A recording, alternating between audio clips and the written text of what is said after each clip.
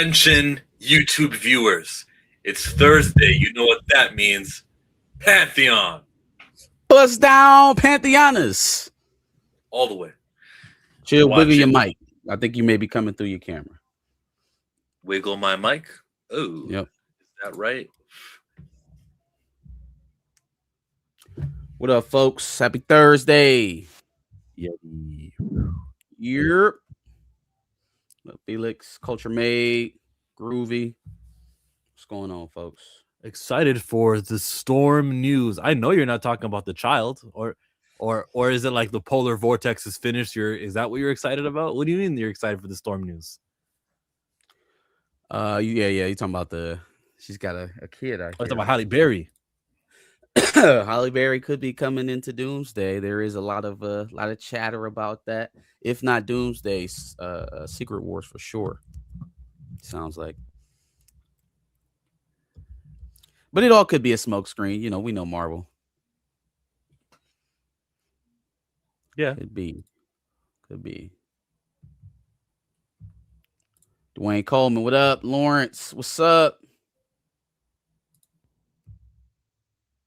Yeah, we gotta straighten everything out. Just relax. Sit back and relax. What we got on the docket tonight? Talk about everything, man. So yeah, Halle Berry as Storm. That's a little bit of excitement, I guess, to some people. We also have to talk about, bro, there's some Olympic stuff that I might want to bring up. Sure. Okay. Actually, let's just start there before I forget. All right, cool. Her name is Erin Jackson, okay? Erin Jackson. And she won gold 4 years ago at this particular sport. No other black woman has won a gold medal. I'll even give you the clue. She plays for Team USA. Can you guess what competition she won gold in? Bobsledding. It has to do with speed. It is not bobsledding. What was it? Oh, she ice skates. She races on the ice. Ice skating. Okay, cool. Ice skate, just like Jake Paul's girlfriend. Is she in the same competition as old girl? I think they do different speeds. One is called cross country. Actually, I don't know enough. I really don't. It would have been a double dub. What's wrong with Jake Paul's girl? She has good taste. Guilty by association. Good taste. What Jake Paul? You're a Jake Paul fan? Jake Paul didn't do the forest. Jake's okay. He's on Vine. All he ever did was sign a contract with Mike Tyson that Mike agreed to. Okay. Yeah, no, I'm not a fan of either one of them. But I wouldn't have had Mike Tyson's ass cheeks without Jake. You gotta appreciate him. I'm glad you got that, and I'm also glad that you announced to the world that you were looking forward to it. Oh, this is hot. We started. Yep. Oh, yep. What's up, chat? Brandon says hi. Jake is trash. Well, I mean they are, but they're also interesting people. They're like the Kardashians, but male, where they just have hate the Kardashians. So maybe it's just an archetype thing. There's more Kardashians than there are Pauls. Are the Pauls the male Kardashians? Maybe they might just be. They're talented too, though. They actually do things. Kardashians are just like reality show, and then here, let me sell you lipstick. Skims. You know what? Logan Paul is talented. He's a much better wrestler than I thought he would end up being. Jake Paul, yeah, you got to convince me those fights are real before I can say that he's talented. I know one of them was real. But the rest of them, you got to convince me that those were actual fights before I can say he's talented. We can also touch on the Super Bowl. We can give some Mandalorian and Grogu Star Wars trailer. Not a trailer. What a great trailer, right? I should call it an advertisement. It's not a trailer. It was definitely not $7-8 million 30-second Clydesdale commercial. It was a fucking Budweiser commercial. Then we can go to the Michael Jackson thing. I'll wait till Darius is here for that one. Sure, he should be showing up shortly. Yeah, we should also talk on Static. Static's been making some noise. At least the I fans have heard been DC's making getting a re-arrival in, or excuse me, not DC. Dakota verse is getting a re-arrival in DC coming up here. Yeah, we gotta bring up that book, and we'll do Cross too. But I want to stick on Static, so let's do Static. Sure. As you can see here, As you can see, I am not dead. That's what I was thinking when I said that too. Fuck. Let me find it. Can you hear it? You there? Yep. Do you want to see a static ongoing comic book, or maybe a static show in a similar vein to the Static Shock show that we got way back in the day? Or do you want to potentially see a static animated movie in a similar vein to the Miles Morales Spider-Verse stuff? Well, there is a direct blueprint on how to get there that requires your help. A blueprint that was outlined by the illustrious Joseph Illich, one of the original founding members of the Milestone Media team. And he gave that blueprint on an interview with my guy Jay Penumbra on his podcast, Comic Books Unmasked, a podcast that I highly recommend you guys check out if you want to see a lot of the nitty gritty, dirty stuff behind the scenes of how corporate companies like DC treated Milestone in the past and how we move forward towards making things better in the future. But there's a particular campaign that Mr. Illich outlines that I will show you guys a quick snippet of. But again, if you guys want to see everything and how we got to this conversation and how everything is outlined and what the potential goals are for the future of Milestone Media in DC, check out the full interview on YouTube or wherever you guys see podcasts at. Support my boy. But here we go, without further ado. But that's stage one. Let me tell you what stage two is. Stage two is what I'm calling the Dakota Incident 100K Challenge. I want us to sell 100,000 copies of the Dakota Incident. 100,000 copies, which means the copies that were pre-ordered, they have to sell out. The extras, they have to sell out. If you go to your store, they don't have it, you say, hey, get me that book, I want it. If you don't have it, I'll call another shop. If they got it, I'm going to go to them. I want that book. 100,000 copies. It's possible. Let me tell you why 100,000 copies.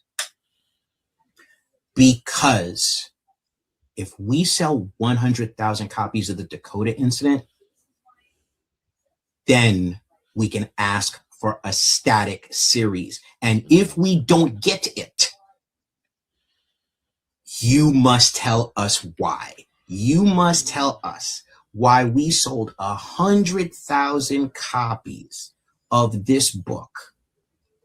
And that data is not compelling enough for you to produce a static series. And if we 100,000 copies and we ask for a static series and we don't get it, then we have a decision to make, and then the suspicions become validated.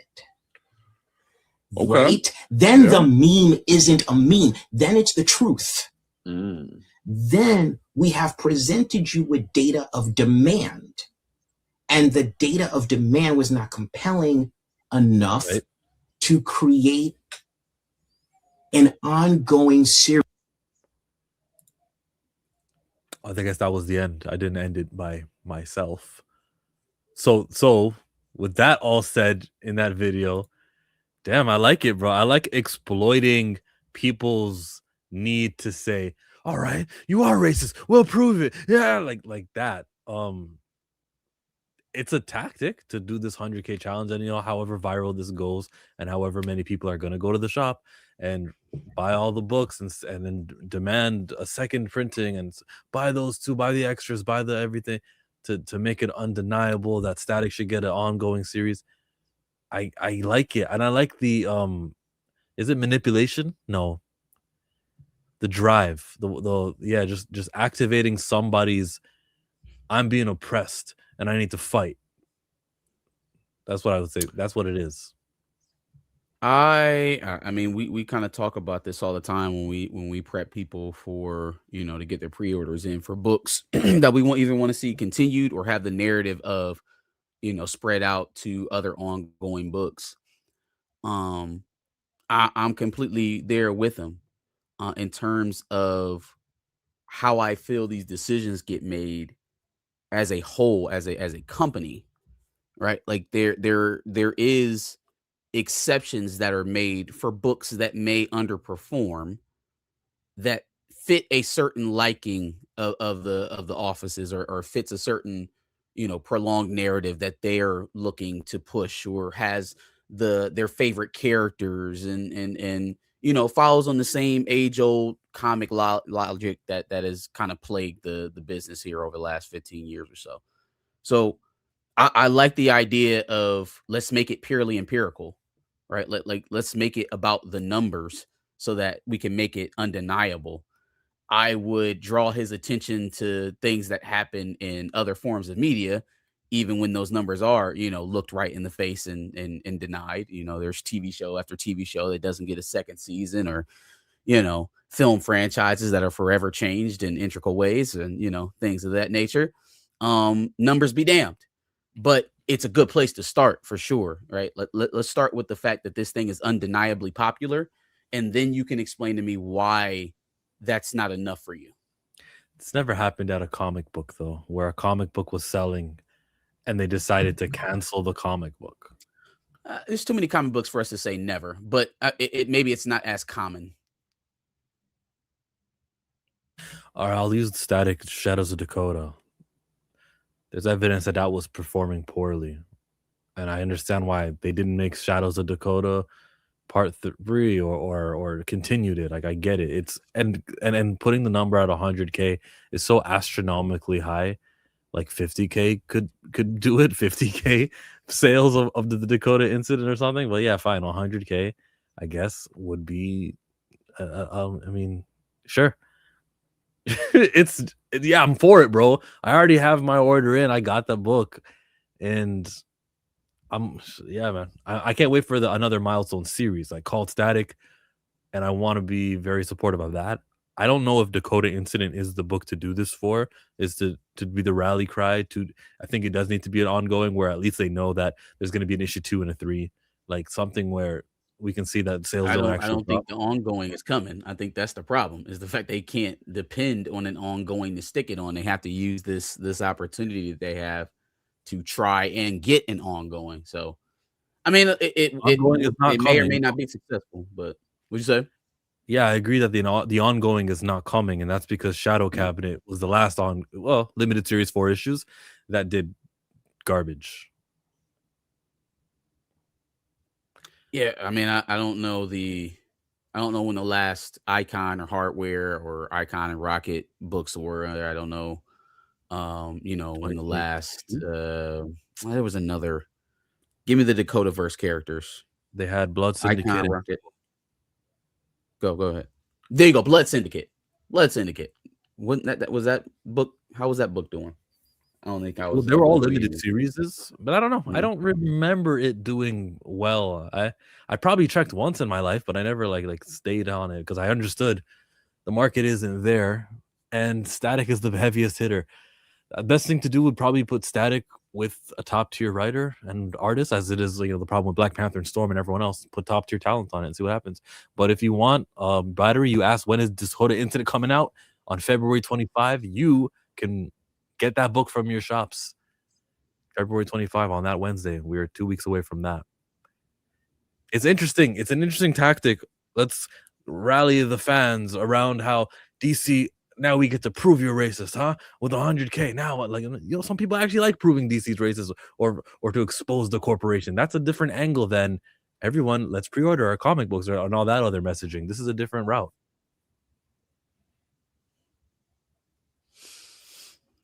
Sure.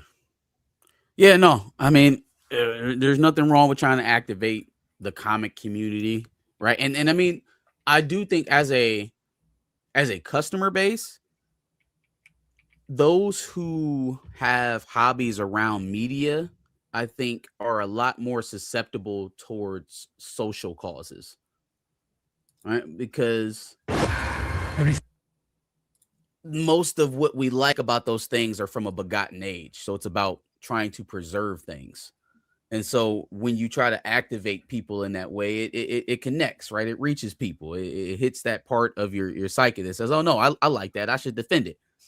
So it's not a bad idea to try to mobilize people in this way. That's why you see so many damn protests and boycotts over products and movies and stuff that don't fit whatever crowd or whatever audience they have, things that doesn't serve them, right? You Snyderverse, the Scream 7 boycott, the list goes on and on, right? It's not a bad idea to try and mobilize people in this way behind media, because it's works.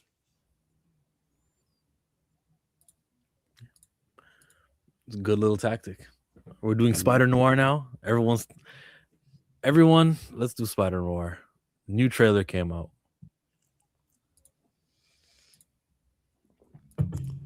Just say, watch Two Ways color. True Hue. True hue. So you can watch it in black and white or color. They've been talking about that in the chat. Good. Yeah, I don't know. I might watch it. I might start out watching it in black and white. It's first of all, it's noir. Right? We're in a like 20s, 30s vibe. It is what it is. Let's stick in the times. But yeah, if it bothers you that much, they got a color version for you. I think they already preempted some of the complaints they might see. Every one of you will start it off.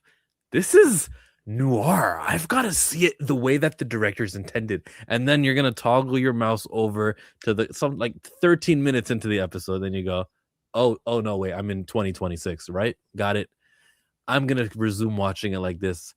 And then you'll start episode 2 and you'll be like, oh yeah, remember? Nah, I'm going to keep the color on. Hey, look, I don't know what everybody else is going to do. I think I'm going to go ahead and watch it in black and white. Because that is, as Chill said, how the director intended you to watch it. I think it's emblematic by other things in at least what we got from the trailer, the music that's behind it, the tone, the setting. I think it's what it's meant to be. However, even besides like the color of black and white things, this is obviously an Elseworld product that has no connection to the MCU whatsoever. We're dealing with Ben Parker, right, as Spider-Man. That's number one. If this is successful, I think this opens up a door where Marvel can keep people interested in what they have going on generally in the brand without being so dependent on the larger MCU narrative. Right? Like that to me is the reason why it sucks now, is because the broader narrative of the MCU sucks. The one place DCU, excuse me, the Walter Hamada stuff. The one place where they were beating Marvel back when they were actually having a battle was their Elseworld animated stuff. Like that was the only thing that I was tuning in to watch on DC side of things, where a lot of those animated films that were coming out that just had different scenarios, they were isolated, they didn't necessarily connect to each other. They may have a sequel within its own little thing, but it's like not dependent. So you can pop in and out when you want to. And it was generally interesting content. Like it stuck to the comic books. It followed nostalgic storylines that we had already wanted to see in film form. They were able to crank them out at a rate that was satisfactory and the quality was good. If Marvel can create that lane for themselves, and I guess this would be Sony, right? This is not necessarily Sony, and it's on Amazon Prime. Okay. So, not necessarily, it's very down line in term of product, but I do think it could have a residual effect for Marvel overall. The people are not necessarily drawing these hard lines in between Spider-Man and everything that's going on with the Avengers. They're not drawing these great distinctions between Kraven and Madam Web and Kamala Khan, Miss Marvel, like we are. So if they are able to create or at least license out popular projects in the Elseworld space, maybe that may, rising tides raise all ships. Maybe that helps. Raise all boats. I saw some commentary. I think My Time to Shine Hello said this is good swinging and how it's better than everything from those other movies. Well, I don't know about the swinging. It looks cool enough to watch. Right? Yeah, it looks like a Spider-Man. Yeah, I will give this as much as a chance as I gave the Penguin, and I was very surprised by the Penguin. So we'll see how it goes. Yeah, the vibe of this doesn't feel like it's for us. It does feel like it's trying to attract the ones who think, this comic book stuff is so, it's not chic enough, and we want chic. So they give you Spider-Man Noir coming on May 27th. Yo, I'm not. We'll see. Oh. I'm not gonna watch this. I'll wait for you guys to tell You're me not how watching cool it at it is. all? I also didn't watch Penguin either, even though everyone said it was amazing. I'm like, nah, this isn't part of the universe. This is part of a universe, yet. the one with Matt Reeves. Yeah. Oh yeah. I forgot. You got the theory, right? Not yet. No, I mean, I get it. Theorists It's are not up this week after all of those files. Theorists, you don't doubt them no more. You allow them to just have their theories, because in a few months, those become, or years, everything everyone talks about at the Thanksgiving dinner table, and society's running this and running that, not so false anymore. So shout out to the theorists. Yeah, I think the term conspiracy theory now I'm treating that like woke. Like, if you say conspiracy theory now, I'm looking at you sideways. What do you try to hide? Yeah, but no. Back to the noir thing. The difference between, and I do expect this to be a lot of exposition, and it's going to be very drawn out at times, but they made sure to draw you in with enough action to let you know this is a story about a superhero, or at very least a superpowered being. So you should come expecting some action at some point. Maybe on those times where we're talking your ear off, you'll have a bit more patience, because you know that there will be more impactful, exciting things down the road. That is a night and day difference from what we got from Wonder Man in execution and promotion. All right, so that's why, I guess, in comparison, for this artsy project coming on Amazon Plus as opposed to the artsy project we just got on Disney Plus, that one at least seems like it's going to feed me the mindless blow stuff up, punch stuff in me. Like, that's going to feed that part of me so that I'm still cogent for all of the other stuff that you want to do. But it was the complete opposite on the other side. So I'll at least give them their kudos on that. As a Cross fan, I don't need mindless punch stuff to be entertained. Oh, there's still stuff in there. Oh, they give it to you. Don't sell Cross short. They still got the action to keep you in between the thought sequences. That's just a whole nother show. They on another level though. Cross is on a platform. Yeah, but it's not a superhero show, which I want Spider-Man Noir to be, and execute that. Xavier, Q's, hello. Pasco's in the building. Dan the Man, CJ, hello. If they can do this, do you want an X-Men live action TV show? Yes, I want an X-Men live action TV show, and I don't want the movie mutants to be there for all 8 episodes. I'd like maybe a sprinkle at the end of the season of all the movie heroes to see what they're up to. But I want mutants who are not going to be used in the movies. If I feel like the only way I want to see it. Well, first of all, who's doing it? Are we licensing this thing out, or is it going to be MCU, Disney Plus? It has to be Marvel Studios. Okay, so I need them to use the characters that they're going to want to put on screen. I don't trust. No, I think they need the time to use maybe Disney Plus as a proving ground to make sure they have whatever they have planned for the big screen with mutants. They need an NXT. Out. I don't want. Yeah, thank you. Let's do a developmental league. I don't want to see the first time that they march out the new X-Men team to happen on the silver screen. It's track record, folks. Track record. Let's let them kind of. I'm not mad at the Sadie Sink Spider-Man theory, because if that's really her, it gives us a chance to present how we're going to present the young mutants in the MCU. If it doesn't go over well, we can use all of this, battle world stuff to adjust it after the fact. But if it goes well, then it's like, all right, well, let's throw some more in there in these next coming movies. Let's see if we can get Scott in something. Let's see if we can, get Nightcrawler and Aurora and whoever else we're going to be putting on this team together. I would still like them to have a way of presenting the X-Men before the movie, just to make sure they got it right.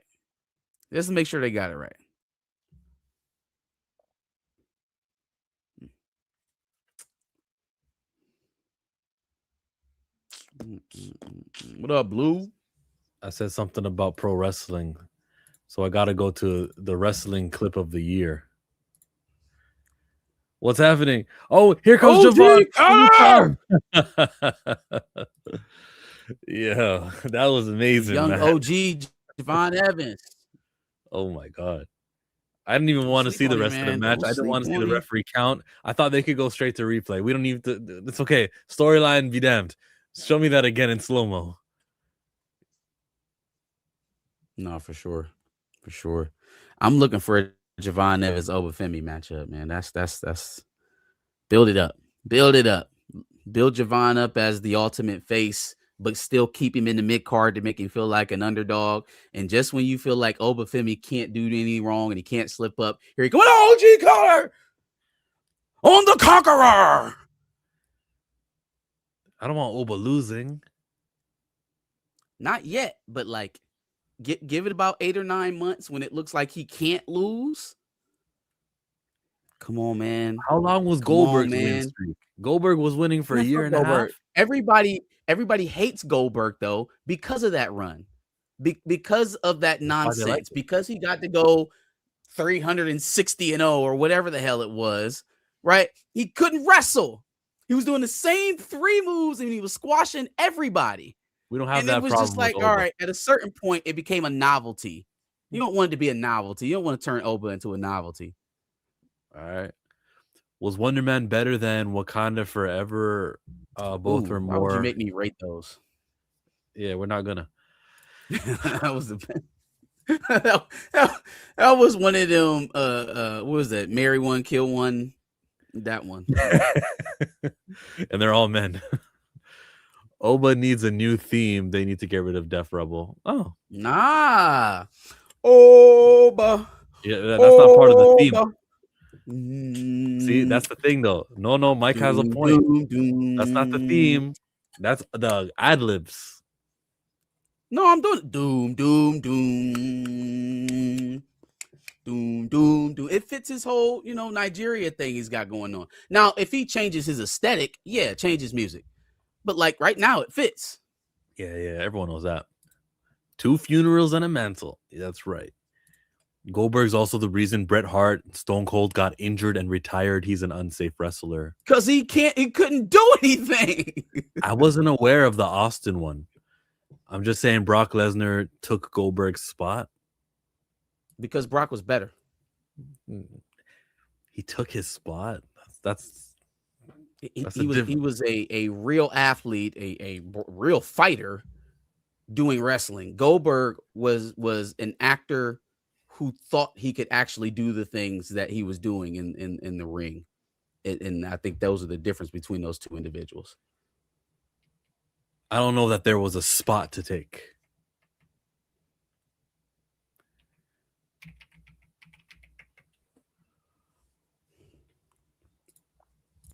Let's cut to Star Wars. Yeah, Goldberg was effing them up, or should I say effing up. Goldberg was an athlete as well. He played for the Carolina Panthers. Yep. My bad. That's a different sport. Roman Reigns was on the Edmonton Eskimos. I was saying he was a fighter. Like Brock Lesnar was an amateur wrestler. He was a college wrestler. He ended up doing mixed martial arts. He birthed the whole UFC era. He's a real fighter, like an actual one. Now that CGI costs have been cut in half by AI, which heroes do you want a TV show for? Oh, okay. No. Fuck no. First of all, I'm not watching the shit who's cutting with AI. So that's actually, we can do a little side topic waiting on Darius to get in here about Disney talking about their new president, talking about bringing in AI to their projects. How did you take that news? I don't think I heard him say this one. I can say, though, that if you're using AI, but you're not stealing from creators, fine. If all of those studios all put $10 million in to create a car chase scene, like library of things that you can use, fireballs, explosions, all that stuff, and you guys all own it, and you're like, and next time we have a car scene, we can do this. We don't have to film on site. We can create the background, or they basically do the volume. If they all decided to chip in their money, create everything there, that way the artificial intelligence isn't utilizing existing artists' stuff without paying them, then that's evolution of technology, and I would be okay morally with that. But they're not doing Yeah, that. I don't. Yeah, I was about to say that's not what they're doing. But yeah, in the idealistic world, yeah, that's how they would do it ethically. That's not what's going to happen, and it's not as if they are leading the charge in special effects these days. Anyways, it's not like it's exceedingly good.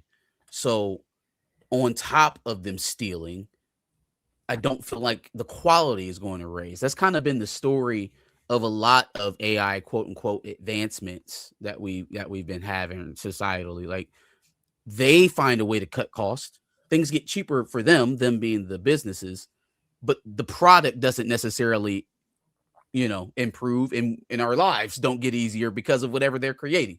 So I don't necessarily expect that to change in storytelling. What I do think it will do is it'll begin to start this immediate divide. It will force studios and other publications to get on a side. Are we a pro AI company in terms of our creation, or are we anti creation? We talked about this a few months when we talked about DC Comics, pledging not to involve any AI in their studios. There was another film studio who did the same not too long ago. It is going to be a sort of litmus test, right? Like if it goes well and there's a popular product created with AI, using AI, and it's undeniable, that'll be a notch in their cap. What I believe will happen is, though, they'll quick push out these products. They'll claim, oh, look at how efficiently we did this, and the product will be shit. And so it'll just be another reason to criticize them on the decisions they make, and it may not end up being a long-term thing. It's surprising, though, that Disney wants to be the first to say it publicly, though. Was the other studio Ben Affleck's and Matt Damon's studio? Was that Artist them? Equity? Okay. I mean, it sounds about right. Ben Affleck's an upstanding citizen. He's an uptight guy. He's an up straight guy. It's not even Trust like him. that. Yeah, sure, he's a great guy and all that stuff. There's a lot of people who are great guys. He like puts hours into uplifting the talent who make the movies, and then he's got like structured bonuses that if something performs a certain way, like let's say The Rip on Netflix right now, if The Rip gets enough views, well, the hairstylist who's been working on it and the one who's doing the costumes and everyone, they're all going to get a little bit of a check to represent that, which otherwise it wasn't happening. And the artists too, like the actors. That's nice. Genius. And like that, doesn't it make you want to watch his next movie? Like I watch things anyways for fun, like when I'm sitting in front of the TV, and especially if it's just on Netflix, bro, anyone who has Netflix in their home or whatever streamer he airs his next movie on, just give it watch time, even if you're like in the shower. Just let people get paid for this. Yeah, no, it's equitable. Like it's equitable. You're getting paid for the value of your work. It sounds so foreign. Sounds like where'd you get that from? But they found a way to make it worthwhile for everybody involved. I do the new X-Men though, to answer the question about since AI is cheap. Guys like Rockslide are cheap. Characters like Dust and her Sand, that would be cheap to execute with artificially intelligently creating VFX and things like that. That new X-Men mutant school show would be awesome with me. Awesome. I read somewhere that the artist / actor, whatever, will get a cut of whatever gets used in the AI. Like if you use Star-Lord in your clip, Chris Pratt gets a cut. That only makes sense, but I was about to say, what's the cut? Because that's basically streaming now, right? And who negotiates the cut? Is it that price forever? Do the studio execs get together on one day in Calabasas and decide what an actual check or a residual, what counts as a residual? Like that's where streaming all started. Okay, when somebody plays your song on one of these apps, you'll get paid. And everybody's like, oh, all right, great. That sounds cool. Everybody got these phones in their pockets anyways, until the heads of Sony and Universal and the other major, who was it? Sony, Universal, Warner Music? Warner got together and said, yeah, let's say 1,000 plays equals an album, equals a stream. 1,000 plays equals 1 stream. Like, okay, well, I don't know who thought that up, because before, we was getting pennies on the dollar selling these albums, and now all of a sudden 1,000 plays on this app equals 1 They got stream. away with that. Yes, They got away. That's unbelievable. and that's how it's set. That's how it's set. It's not unbelievable now. Don't say it's unbelievable. You know how that shit happened. I'm waiting. Know how that shit happened. So if I'm a famous artist, right, like Taylor, and she did the Taylor's version, or like there's artists who are like vocal and they care and stuff like that. You can't phone up another one who phones up another one who phones up the girl group and phones up the other, and then you guys are all like, let's just make our own app where like artist equity, basically that Ben Affleck has. Let's Title. What title? Is that the one that Jay-Z made? Didn't he sell it? Yeah, it's gone. It didn't do anything. Didn't do anything. He tried it because he was alone. Maybe he needs more people than just Jay-Z. They need to get Rock. He had some of the biggest stars in the world. He had him. He had Beyonce. He had Kanye West. So I mean, he had Nicki Minaj. That's what she keep claiming that he owes her $100 million for. Failure is only a lesson of what not to do, or a lesson to how to do it wrong. Broaden it out and reach out to Chapel Rowan. Go get Coldplay. Find people from every age and every, like, I know it means that, oh, you're not gonna make that much off of it because you're spreading the wealth. But look, Matt Damon and Ben Affleck aren't going solo on it. They understand that with a movie with 2 stars in it will do well, and they'll probably be in a lot more movies together than they already are with this artist equity studio. That's how the pricing started. Them boys got together. They said, we are going to decide what the price of a stream is. And that's what that, at least for music. I don't know how it works on television, but that's absolutely how it happened on music side. He had all of that chill. Well, try it again, except do it differently. He tried to get Prince to just get TikTok streamers on it. Make it so that once a day, Kai Cenat watches or goes to Tidal, or use go harder, try different ways to do it. There is an awakening in people who are upset at billionaires and corporations right now, who kind of do want to lean in and give someone else their information, or at least go to an app that doesn't ask for your information, like Facebook now, which like needs your picture of your face or something. I would re-emphasize physical media, because that's the only way you take the lion's share of your profits. Is emphasizing selling physical copies of your shit. All right, I know it's a big old it's a publicity stunt that J. Cole is going around the country selling his shit out of his Honda Civic. But if he was about that shit for real, he would have printed up 100,000 copies of that shit and actually sold it. You know what I mean? 100,000 physical copies, not this botted shit that they're doing in the streaming services. Yeah, what do you play that CD of? You said physical media. You didn't say CD. Do you mean CDs? Oh yeah, damn. Nobody has a CD player anymore, huh? So then I guess we'd be selling flash drives of some sort of downloadable. Damn, how would you do this? Something that you just put. Well, they have the square pieces, right? There's something, you could put into the port. So you keep it on your keychain.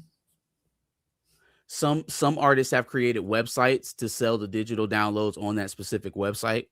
Done that before. That's how he sold his mixtape. That's how he sold his mixtape that came out right before the album. He created a website. Physical is coming back. Physical is not coming back. You can't count out. You can't cut the genie back in the bottle. And I am more in line with I'm Too Fly than I am with Blue. The physical era, not for comics, which I'm a lover of, but physical era for everything else.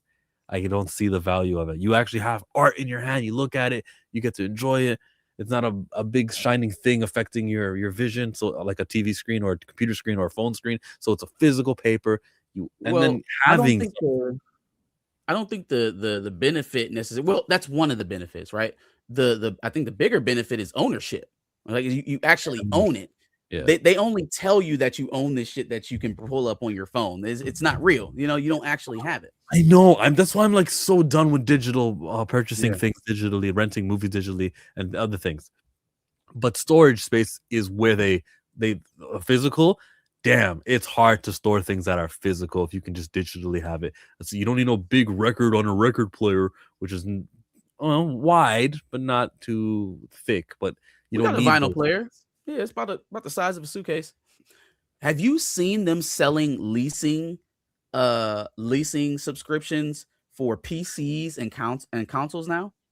Wow. Like you can have a PlayStation 5 lease for a year, or you can lease a PC from one of these like hard drive companies or whatever. They'll lease you a fully built gaming PC.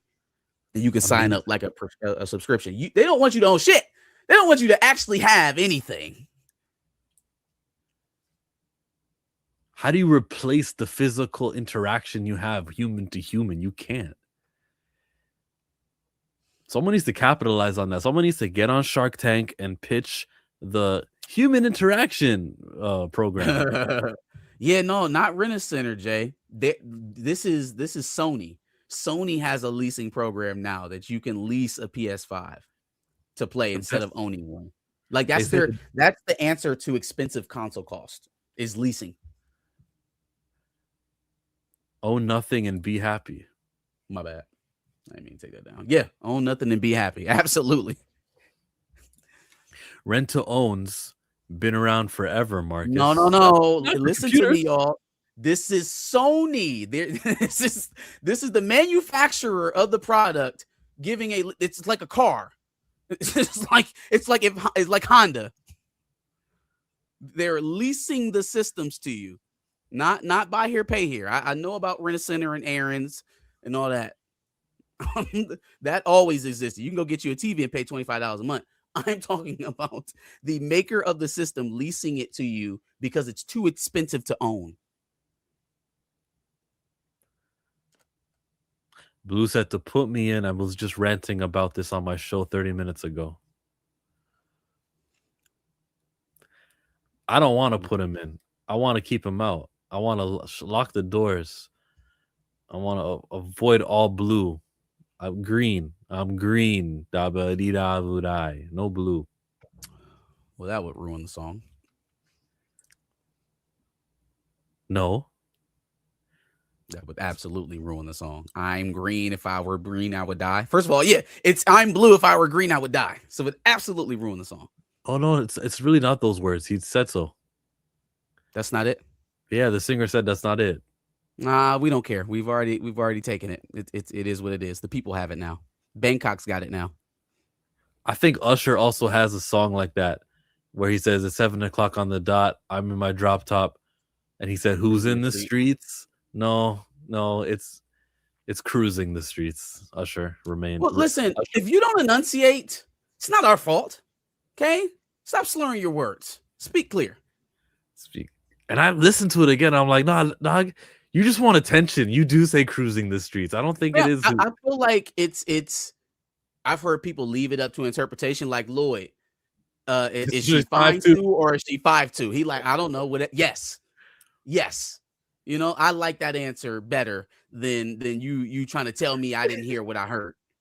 You're making me want to go look up at a Lloyd song to see him perform it live. You know, what does he say on live? Well, watch his lips too. Does he say 5? This is the one. I'm gonna say it one more time. I'm not gonna stop. Or mama say, mama say, mama. It's the same thing. Same thing. If you say them fast enough while the song is on, I swear to God, they sound exactly the same.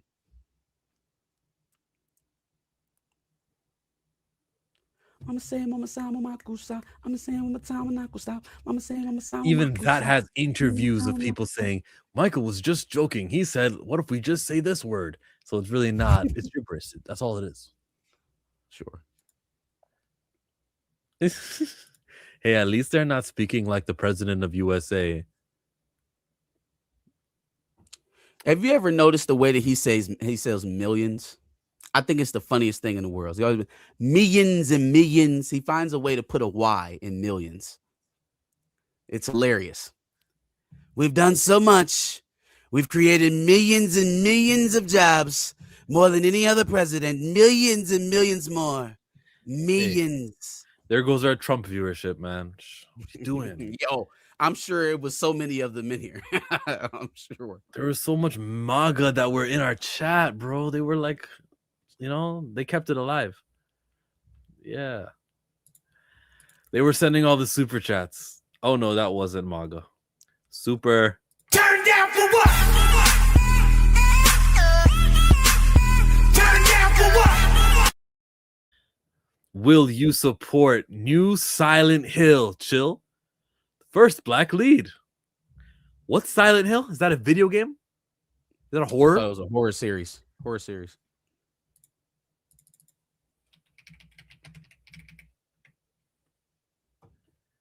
Okay, well, 2 hours ago, there was a Silent Hill Townfall official reveal trailer.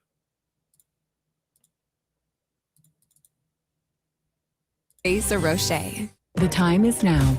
Make an entrance. That's frustrating that I gotta wait for these ads. Start of Japanese. You don't want a car? You don't want Japanese electric Video vehicle? game. That's not what How that you is. know I don't already drive that car? You right. My bad, bro. Simon, listen to me. You can't stay in this room forever. I can't stay in this room forever. I know this is going to be hard, Killmonger haircut? but you have to come back to me. Nope, we got a Come frog. back to me, Simon.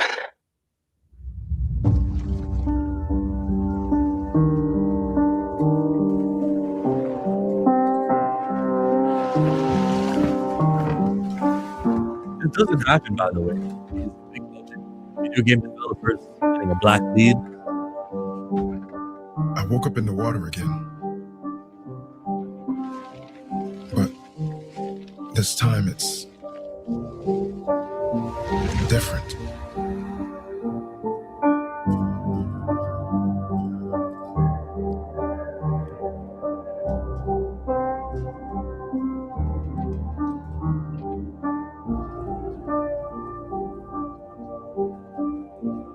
I keep trying to fix what happened. But no matter what I do, You can't fix it. It doesn't let us change things. You did what you did.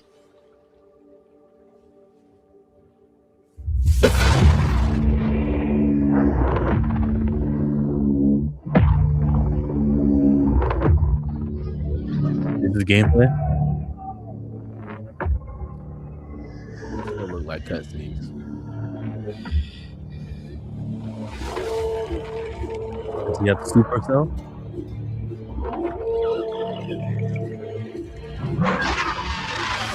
Yeah, see, this is Silent Hill. I know. There. Oh, you don't even see him. That's so frustrating. This is one of those like It's a first-person shooter. You don't even get to Yeah, it's a see him like first-person on shooter. You're going to screen. see him on all the cutscenes, all the movie scenes. You'll still see him. He's the You, protagonist. you see his hands, but you, like for the majority of the game, you see what's a zombie in Oh front of you. no, it's a first. I'm sure there's a third person mode, camera mode. It's if it's a first person shooter, just like Red Dead, you can go first person or third person.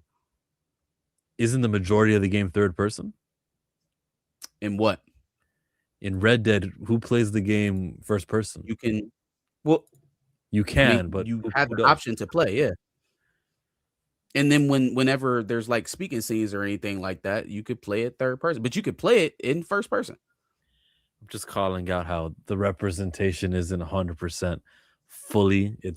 There's going to be lots of times where you're playing the game, and if you play the game for 70, 80 hours of gameplay, for about 50 of those hours, you're Yeah, but playing first person version. So you think that in a first person shooter, they're gonna forget that the person's black because when they're shooting, they can't see That's a that he's leap. black? That's a leap that the user will forget he's black. It's that you're not going to be seeing someone who's black on screen for the majority of your gameplay if you're doing the first person version. So you rather it just not be a first person shooter at all, like That's that another leap. mode not be playable. I don't know what the Silent Hill franchise is, so maybe all their games are first person. So maybe it only comes in first person options. Maybe I don't know.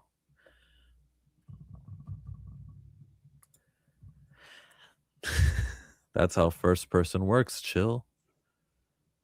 is it okay to call out that the representation is going to come in I think portions? Is it okay for me to call that out, or do I have if it to was ignore that part of it because I feel like it's worth bringing up?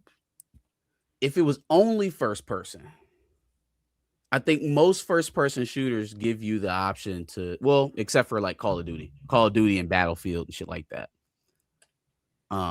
You know, the actual war games, but most games that give you that first person mode has an option to, you know, enable it or disable it and go back to the third person. In that case, I don't feel like it's, I don't know. This is I don't want to detract from your thing. This is how you feel, but It's not how I feel. I'm not telling you how I feel about it. How I feel, is it a black hand? I get it that a hand will be black, but look, this is my screen right now, right? You guys can see me on the screen right here. Now pretend all you see is this and a gun. Like that's the part of representation. And I'm saying the representation is coming in a portion. That's all I'm trying to say. That's all I have said right now. But then when that level is over, once you've completed that objective, and you still get the cinematics where the guy's black. I can still give credit to whoever's working at that studio or the game developer, not a studio, game developer, and say, well, it's nice of them to lend the Silent Hill brand and lend that the cachet that they have and say, let's do somebody black this time around for their third, fourth, fifth game, whichever number game that they're on right now.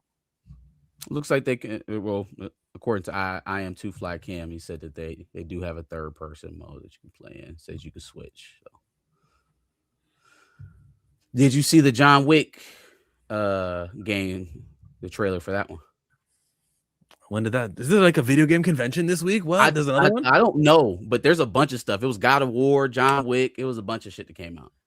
Okay. They're remastering the original trilogy for God of War, so they're bringing, obviously, you know, brother TC Carson, you know, from the frat. He'll be or not reprising his role, but we'll be able to hear his voice and stuff again. That'll be kind of cool. Let's get to Star Wars. Other times, the path chooses us. Through it all, we keep pushing forward, driven by a deeper purpose, guided by an unseen force. And it's Grogu and the Mandalorian, and that's the scene. It's very cheaply cheap animals. What are they? Reindeer? What are they called? Tauntauns. And they're over there. You get the voice of Sam Elliott. Is that his name? I heard that this is a spoof off of an old car commercial that they do, and it felt like every other typical. No, it's a Budweiser commercial. Have you ever seen the beer commercials where they have the big horses with the fur on their hooves? They're called Clydesdales, and they're pulling like a chariot or some shit like that. Is that what's the spoof on then? Okay, the Clydesdale. Yeah. The Clydesdale Budweiser commercial. Yeah, it's. I don't watch much football, kind of but does that commercial air during football games? You would see it a lot during NFL season, yeah, especially later in the year, closer to the holidays. Okay, this was the advertisement. No footage shown from the movie, which I do like. I'll give them points because this alerts people to Star Wars. He Canadian, Blue Belly Mount. He from Canada. Chill, you never saw that? What do you mean by that? I told him to bail you out. You from Canada. You know, it's an America thing, shawty. I don't watch football, NFL football, or college, or any of that. So I think I forgot the point I was making. Who cares? Go, your turn.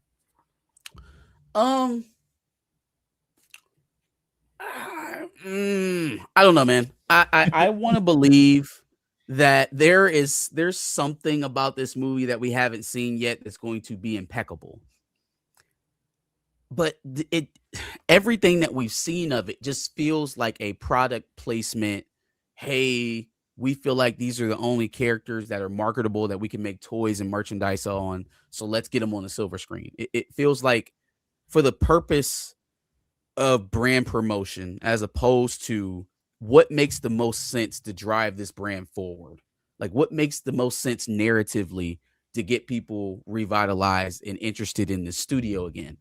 And so that leads me to another thought of, do they really appreciate how down bad Lucasfilm's reputation is? Like, are they insulated in a bubble where they think that, all right, Kathleen's gone, now that crowd is satisfied, we're good, we can just do what we were doing but better, we can just improve it and just keep the machine going? Like, we don't want to break the wheel here, we were just frustrated because Kathleen wouldn't let us do what we wanted to do.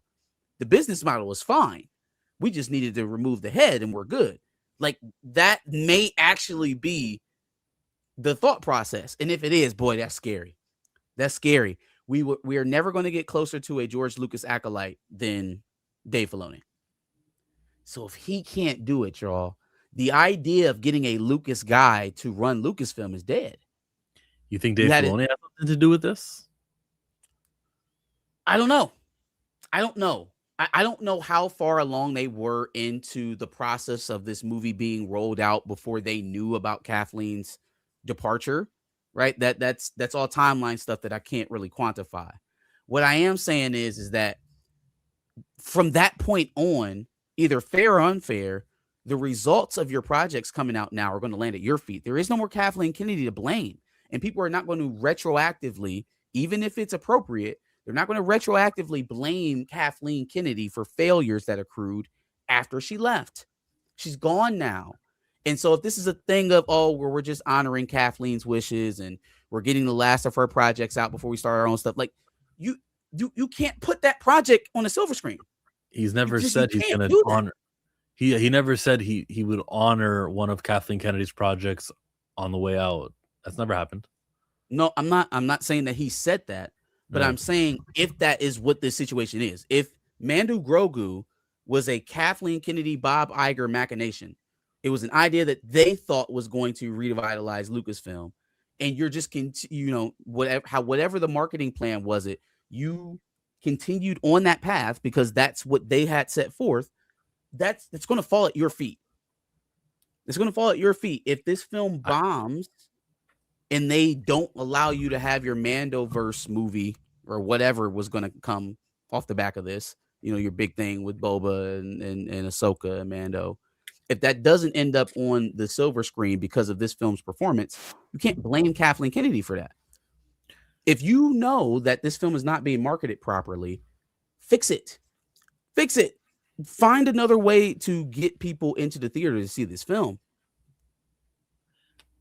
This was an advertisement. This was an alert to people who are watching the Super Bowl. So 200-300 million people got to see Star Wars.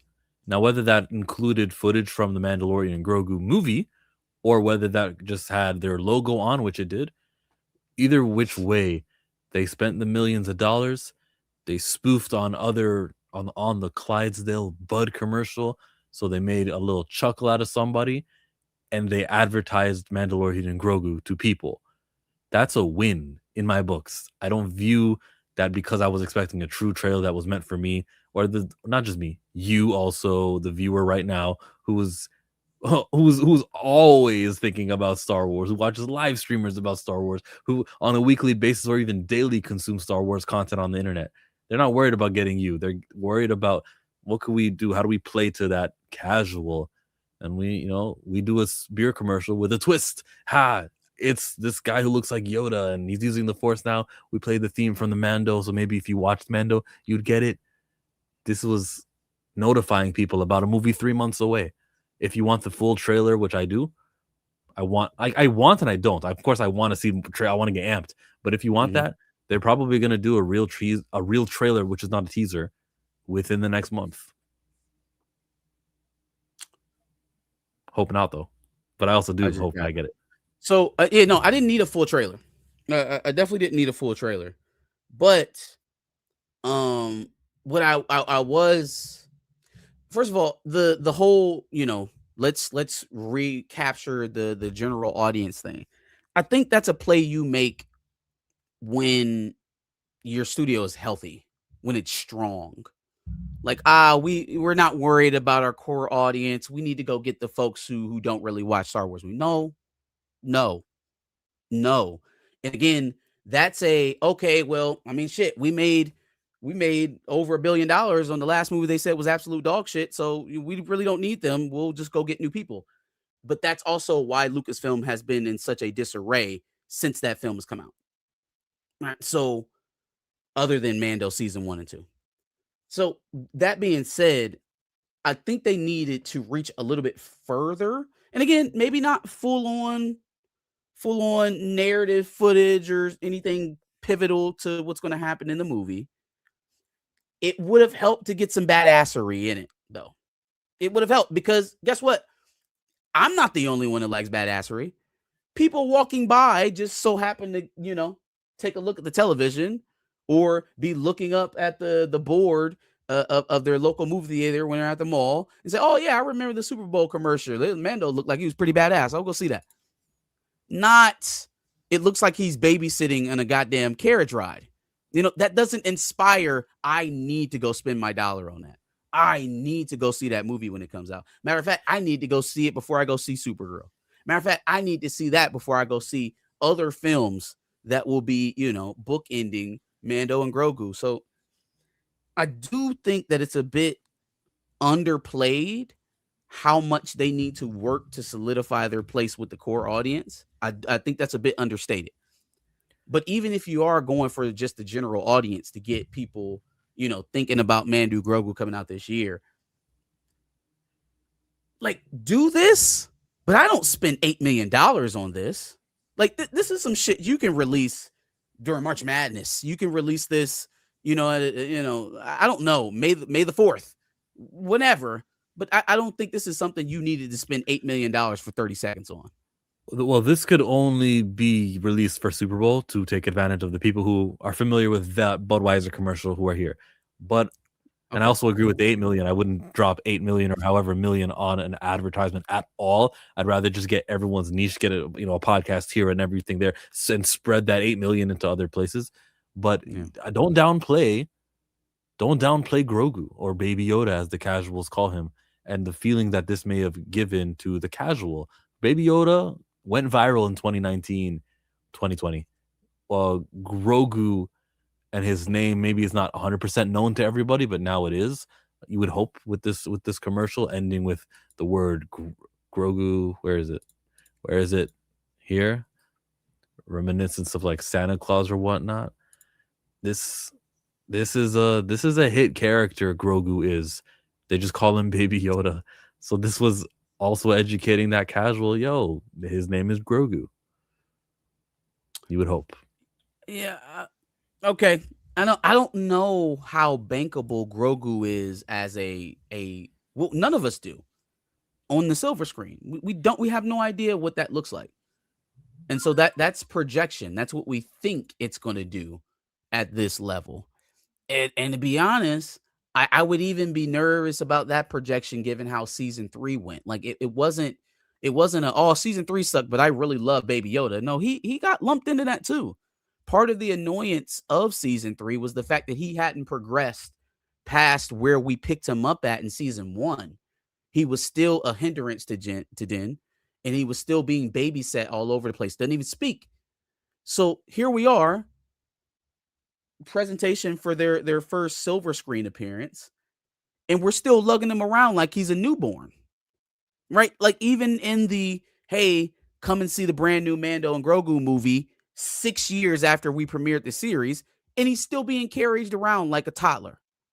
And so if that was a concern or a critique of season 3 of Mando on a Disney Plus series, I can't imagine marketing it this way is going to dispel all of those criticisms, right? Like that's not going to put the people who already thought that this may be a bust of a movie. It's not going to dispel those thoughts at all. But again, if this is it's a difference of philosophy. If they already think they have the core audience locked up, then you're right. They're thinking about general audience. They're thinking about how do we utilize this moment of the Super Bowl? How do we pull nostalgia chords around this moment, as opposed to, hey, we're kind of in the dumps with our core folks, like the people who champion us, and maybe we should throw them a bone to give them a bit of enthusiasm. Baby Yoda is still the #1 toy. Look at the merch markets. That's all you need to know how popular Baby Yoda is. Make more money off merch than film. Absolutely. 1000%. Are they making the money off of Baby Yoda that they were in 2020, 2021 that they're making now? I would like this. I'd like to see those figures for sure. It's hard to believe because I don't think the character has either grown with that initial audience, nor has it gained popularity over the years. I don't think so. I could be off on that. You'd have to update your Baby Yoda by making him not a baby anymore. But that's also stupid to say, Johnny, because the general audience, the casuals who just know who he is because they laughed out of TikTok, they probably aren't the toy buying people anyways. This is not for the toy buyers. The toy buyers will get their trailer at conventions. They'll get their May the 4th. They'll get their stuff. That toy purchaser. This was for mom and dad. This was for regular people watching football. Yeah. Yep. Darius, what up? Oh, excuse me. The Baby Yoda term makes me cringe, especially since that's the default name for him and not Grogu for most, it seems. Grogu's species lives 1,000 years. Grogu is in his 50. No, guys, please don't explain Star Wars species genealogy stuff to me. I'm not. I understand why he's still doing that, Johnny. But we don't have to that information about Grogu's. We don't know anything about Yoda's species. We don't even know what his species is called. Even if that's the case, it's a television show, y'all. It's a television show. We see Yoda walking around. We have no idea how old that kid was when he was in there at the Jedi Palace. We don't know. We have no way to put a number on that. That was a conscious decision to make him an infant. Right? It was a conscious decision to make him that young. And it's also a conscious decision, as Darius just put, since we don't have any defined line of how long the shit is supposed to take, they could have decided to let him talk at any moment. They have made the decision to keep him permanently young. So like that, well, I'm saying that's like even, and I agree with you on that, but just in the Star Wars lore, we know nothing about Yoda's species. We don't know how long they live. We don't know we don't know anything. We know Yoda said, when 900 years you live, something like that. So he's 900 years old and he died at 900. So that's the lifespan there. And Grogu's 50. I don't know that that's the lifespan. That could have been Yoda's lifespan. How do we know that was He died of old age? But that was his lifespan. Right. But that's his life. What if he was what if he died young? What if he had a stroke or something? What if we have no idea what happened. We have no idea about anything about Yoda's species. He died at 900. So they could live until 7,000? Like, that's a stretch. They could. We don't know anything about their species. We don't even know where he come from. We don't even know what planet he hails from. Nothing. There's nothing. All you knew about that species was there was Yoda and Yaddle, and now there's Grogu. And the ones and that we are also don't know when. We don't know when Yoda evolved into the Yoda that we see him in. Did he start talking year 10 Yoda? Did he start talking year 50? Grogu's a slow learner. Well, he got trauma. He does have trauma. Oh, you say he's mute? He's mute because of his PTSD? Yeah, Lord, that's valid. They add layers. That's some shit that they would tell you in Andor. They would release that in Andor. It would be like, this baby has PTSD. Well, no, that would actually be pre-Order 66. So. No, it wouldn't. No, with Grogu, hold on now. He was there for Order 66. He was there, yeah. So yeah, okay, nice, yeah. So Grogu would be an adult by then, hopefully. An adult. He's not an adult. His species ages differently. He's still got another foot to grow. Let's go to a super. Go woo on a bitch. 5790 spent the coupe on my wrist. Multi-million-dollar, I'm a fool. East Bay Jada with 2. Mando and Grogu is gonna go triple cardboard. Okay. Hey, East Boy, East Bay Jada, excuse me. Can you please give me your prediction then? Give me a prediction. I think I'm looking at a 600 million at least. Oof. That's what I'm going. 600 million. That'd be overperforming. That'll be overperforming. I think 500 would be a safer bet. 600, I think. What do you think, East Yeah. Bay Jada? What do you think? It's gonna go triple cardboard? What do you think? And the budget was like What is 150. triple cardboard? What is that?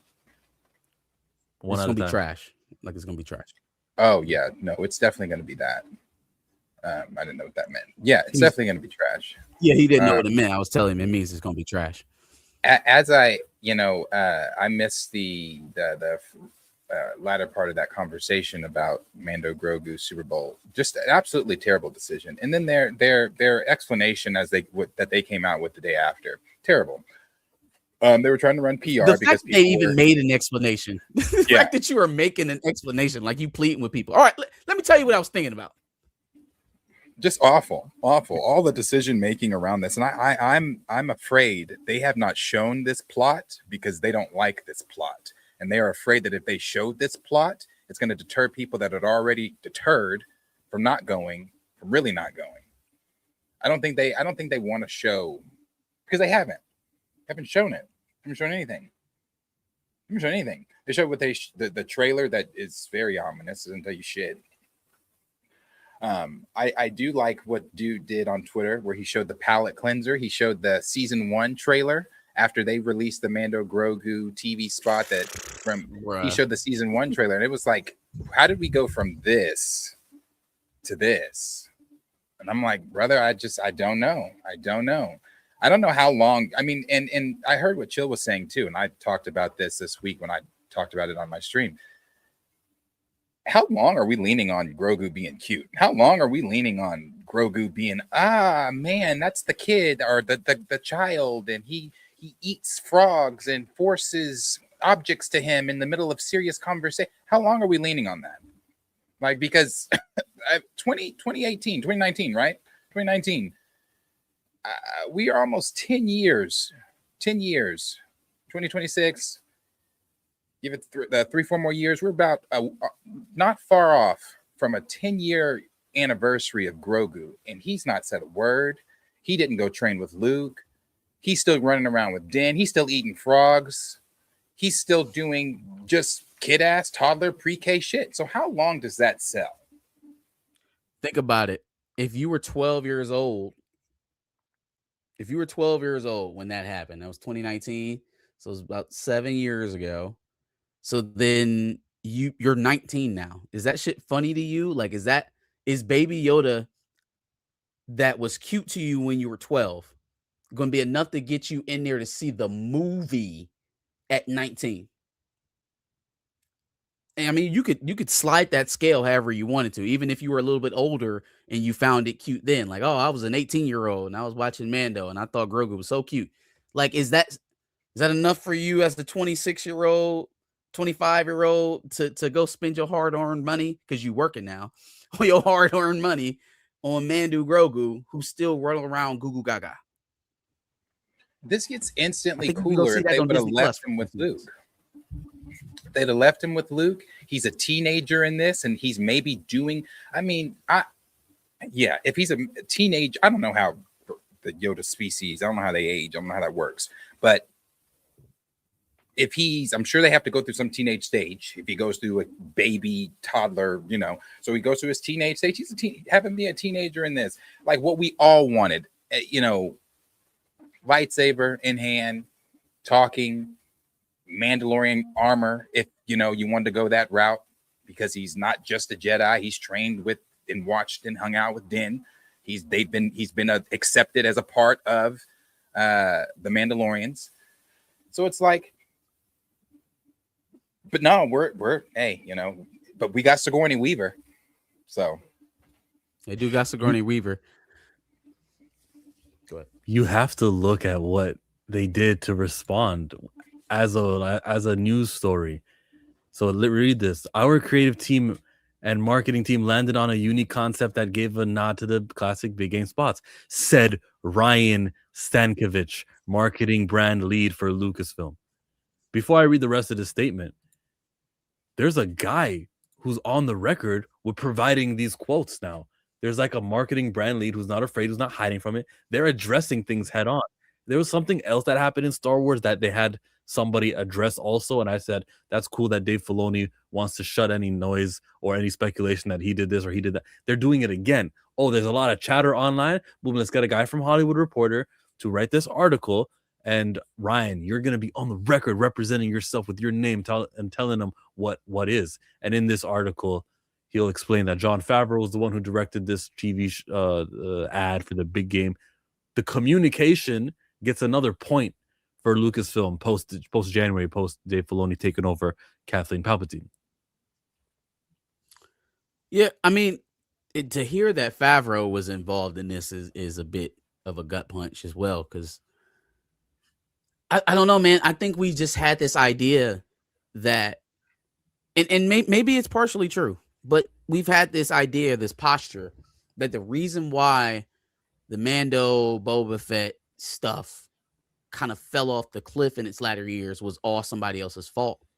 And it's like, man, you can flail a lot better than that. Like, you can fight a lot better than that. You can at least show me, like, give me something to hold on that delineates you from the Kathleen Kennedys of the world, from the Bob Igers of the world. If it's not you and your shit has been commandeered, then can you just come on, like, fight back?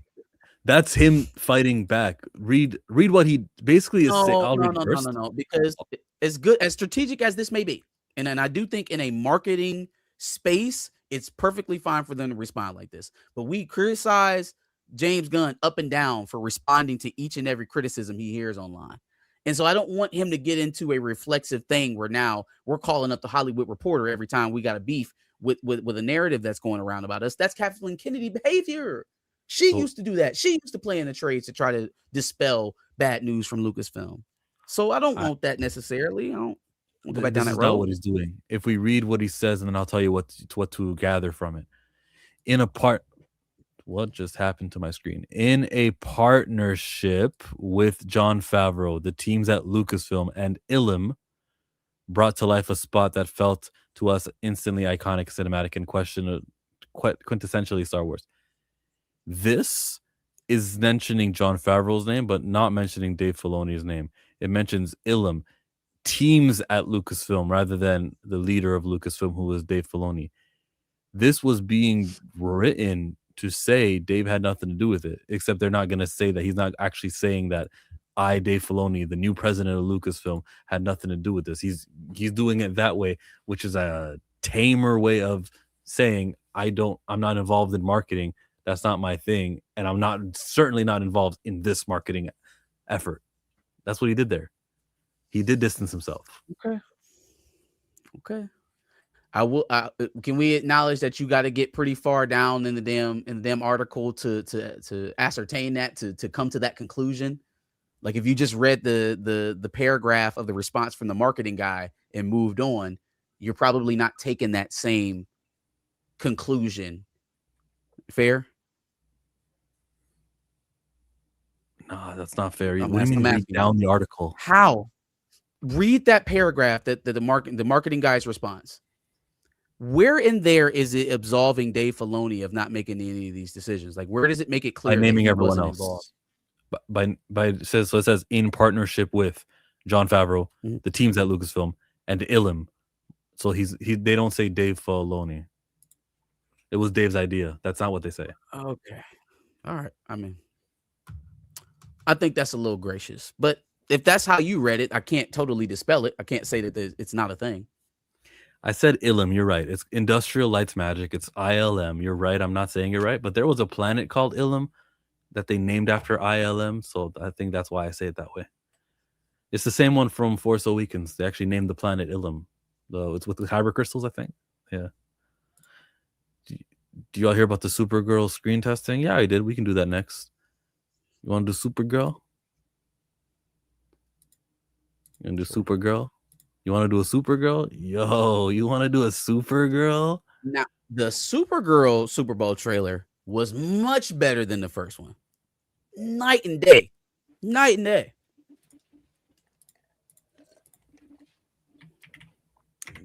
leveled down all of the close-up shots, took out some of the goofiness. Crypto's still there by the to just bane of my existence.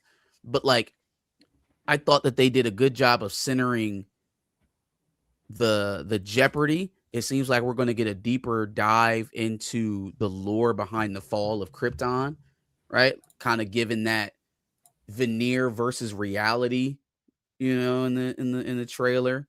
I liked a lot more of the stuff coming out of this trailer than I did the first presentation. First presentation was just a little too goofy. A little too goofy to me. I didn't have to take it serious. This one actually made it make sense that she's a drunk. She suffered a lot. Like, she went through something. She didn't just watch her planet die. She watched it collapse over time. And you even get a little bit of that in the trailer. So like, this feels like a well thought out, fleshed out character. The first one felt like some drunk party girl is going to beat up people. And so the contrast between the first two trailers can't be a start. Maybe they're actually listening to criticism over there. Maybe they hear what fans say and they're moving a little bit differently, because I saw the difference in this trailer for sure. Just ask cross-eyed David Cornsweat if they listen to what the fans criticize. Yeah. Supergirl test screening report reveals how many scenes David Cornsweat has as Superman. A second Supergirl test screening reportedly took place last week, and more details about studio has been revealed today. The entire plot of Superman leaked online last year. We can likely expect the same for Woman of Tomorrow's solo outing.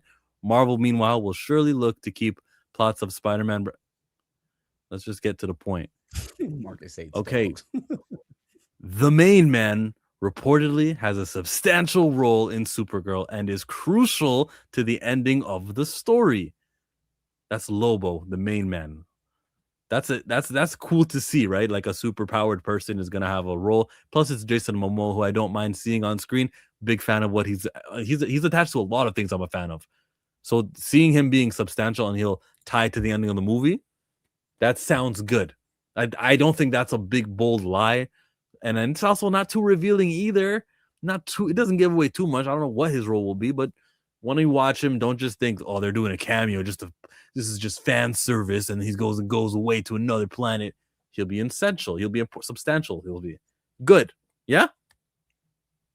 On a scale of 1 to 10, how you feel about it? That's the question you can answer. Yeah. Now, about the substantial role of Lobo. Oh, about Lobo. 7. I don't know exactly how he fits yet. I mean, maybe that's the way it's supposed to be. 7. I'm optimistic because it feels like a better character for Momoa and his skill set. But still don't know how it's going to play into the movie. So I'm kind of waiting. Crucial to the ending of the story. Sure, we'll see. You don't believe it? I mean, that certainly speaks to a certain part of the crowd who doesn't want to come see a female superhero. Right. So I think that's kind of purposeful. So we'll see if that's actually the case. Darius, how do you feel about that first report that he's going to be substantial and crucial to the end of the movie? I'm not excited for this movie. So I don't really care. Is that a 1 out of 10? I guess so. Where I did care, I don't. Don't worry, we'll get you for the next one. Described Where as did you care before?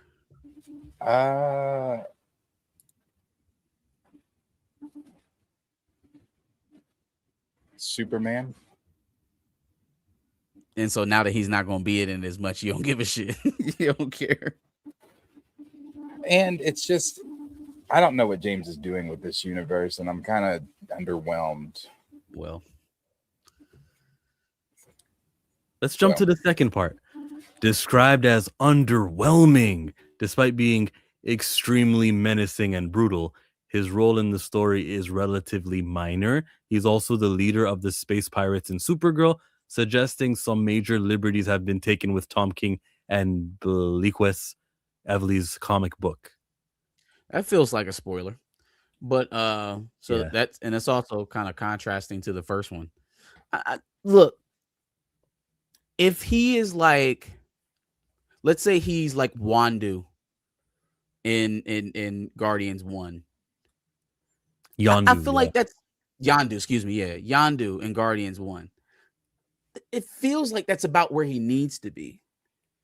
If he's Ronan the Accuser in Guardians 1, maybe we stepping out of our box a little bit. Like now, if he's that big of a threat, maybe Clark should be there. You know what I mean?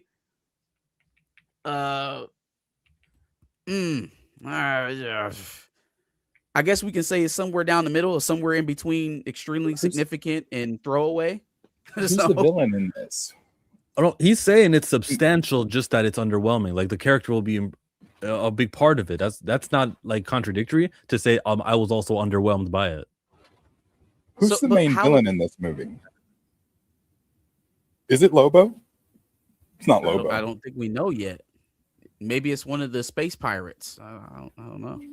Maybe there is no villain and it's just about friendship and depression. Movies have done that. Hold on a minute. We all saw Thunderbolts. Remember when it was about your mental health? Yeah, man. Thunderbolts made $300 million. 380. If this film makes $300 million, they're gonna cry.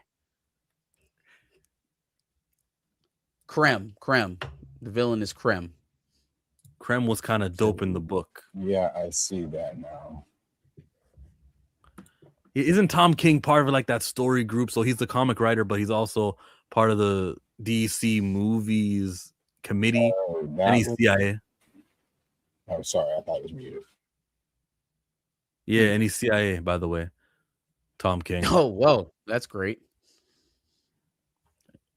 The Emancipation Poet says, no, Lobo is not the villain. It's the spiky guy. Yeah, I'm looking. I see that now. That was him in the trailer. Oh, okay. The dude that had the like silly ass close up. That's your main bad guy. I guess so. I'm not judging a man off his looks. I gotta see the movie. No, not his looks. I'm judging him off of how they presented him. That's your big bad, and you making him look like a goofball. I didn't even know what that was. I thought that was just like a random like Ravager. I know a random Ravager. I didn't know who the fuck that was. Okay. I mean, so even still sticking with what I said. The second trailer, the one that played at the Super Bowl, I think was what they should have released the first time. It's no secret that David Corenswet will reprise his role as Superman in the blockbuster, and this test screening leak claims to reveal the extent of his role. It is just a cameo, but he'll have at least 3 scenes. Oh, that's too much. I don't want to know exactly how many because I'll be counting now. So he'll have a cameo, just 3 scenes. He's not there just to be there. Because they could be 3 long scenes, you know. They could be a 4-minute scene, a 3-minute scene, and an 8-minute scene. No, probably not. Okay. Well, it's Supergirl. I mean, you get Superman. Yeah. Mm-hmm. Yeah, that's enough. That's enough. I mean, he doesn't need to save the day for her. Doesn't even really need to appear at a crucial moment, honestly. He should be there to pick up Crypto. That's what he can do. He can come pick up his damn dog. Well, then how long the hell has he had Crypto? Because Crypto's a puppy in this. Oh yeah, this is before the Superman Legacy, huh? Really? That's stupid. Doesn't this predate Superman Legacy? I'm pretty sure. Yeah, I mean, because she's already on Earth in the post-credit scene in his film. Yeah, I don't like movies out of order like that. She came from. Yeah, showed back up to Earth from wherever she was. Well, Tina Locklear, if that's her channel before she changes the name again, Tina said, no, it's her dog, LOL. It's after. Then why the hell is he a puppy? Why did he look so long? Yeah, why did it look like he was created wherever? It looked like she was picking him up on Krypton, and then somehow, you know, he made his way to Superman. It felt like, oh, maybe I'm tripping. I liked your song, Follow, She Dreads Me. You can't do that anymore. Tina Locklear. It's Tina Locklear. Tina Locklear. Tina Locklear. That's how I go. At least you got the words right. Oh, okay. Well, the only reason, because I don't give a damn about this movie. The only reason I was curious is because they're marketing the hell out of him as a puppy, which I know is for merchandise and the cute factor and to get people there. So I'm thinking he's a puppy like 99% of the movie because they are marketing the hell out of him as a damn puppy. So I was like, oh, okay. Yeah, the I puppy definitely will- thought this the was whole a prequel. puppies are in though. Puppies are never not going to be in. Kandar, not Krypton. Is she not from Krypton? Maybe that scene was in Kandar and it wasn't on Krypton. Oh. In the like Supergirl, because they re-released the comic recently, I picked it up. The way that she lived on a piece of Krypton that was still able to like be lived on, even though the planet exploded and everything.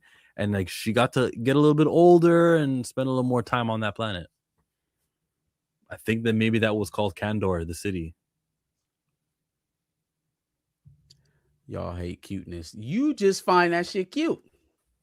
That's a you problem. Hey, I like the dog. I liked Crypto and Superman. I think two of us on here have dogs. I don't like that dog. I had 2 dogs and 9 cats.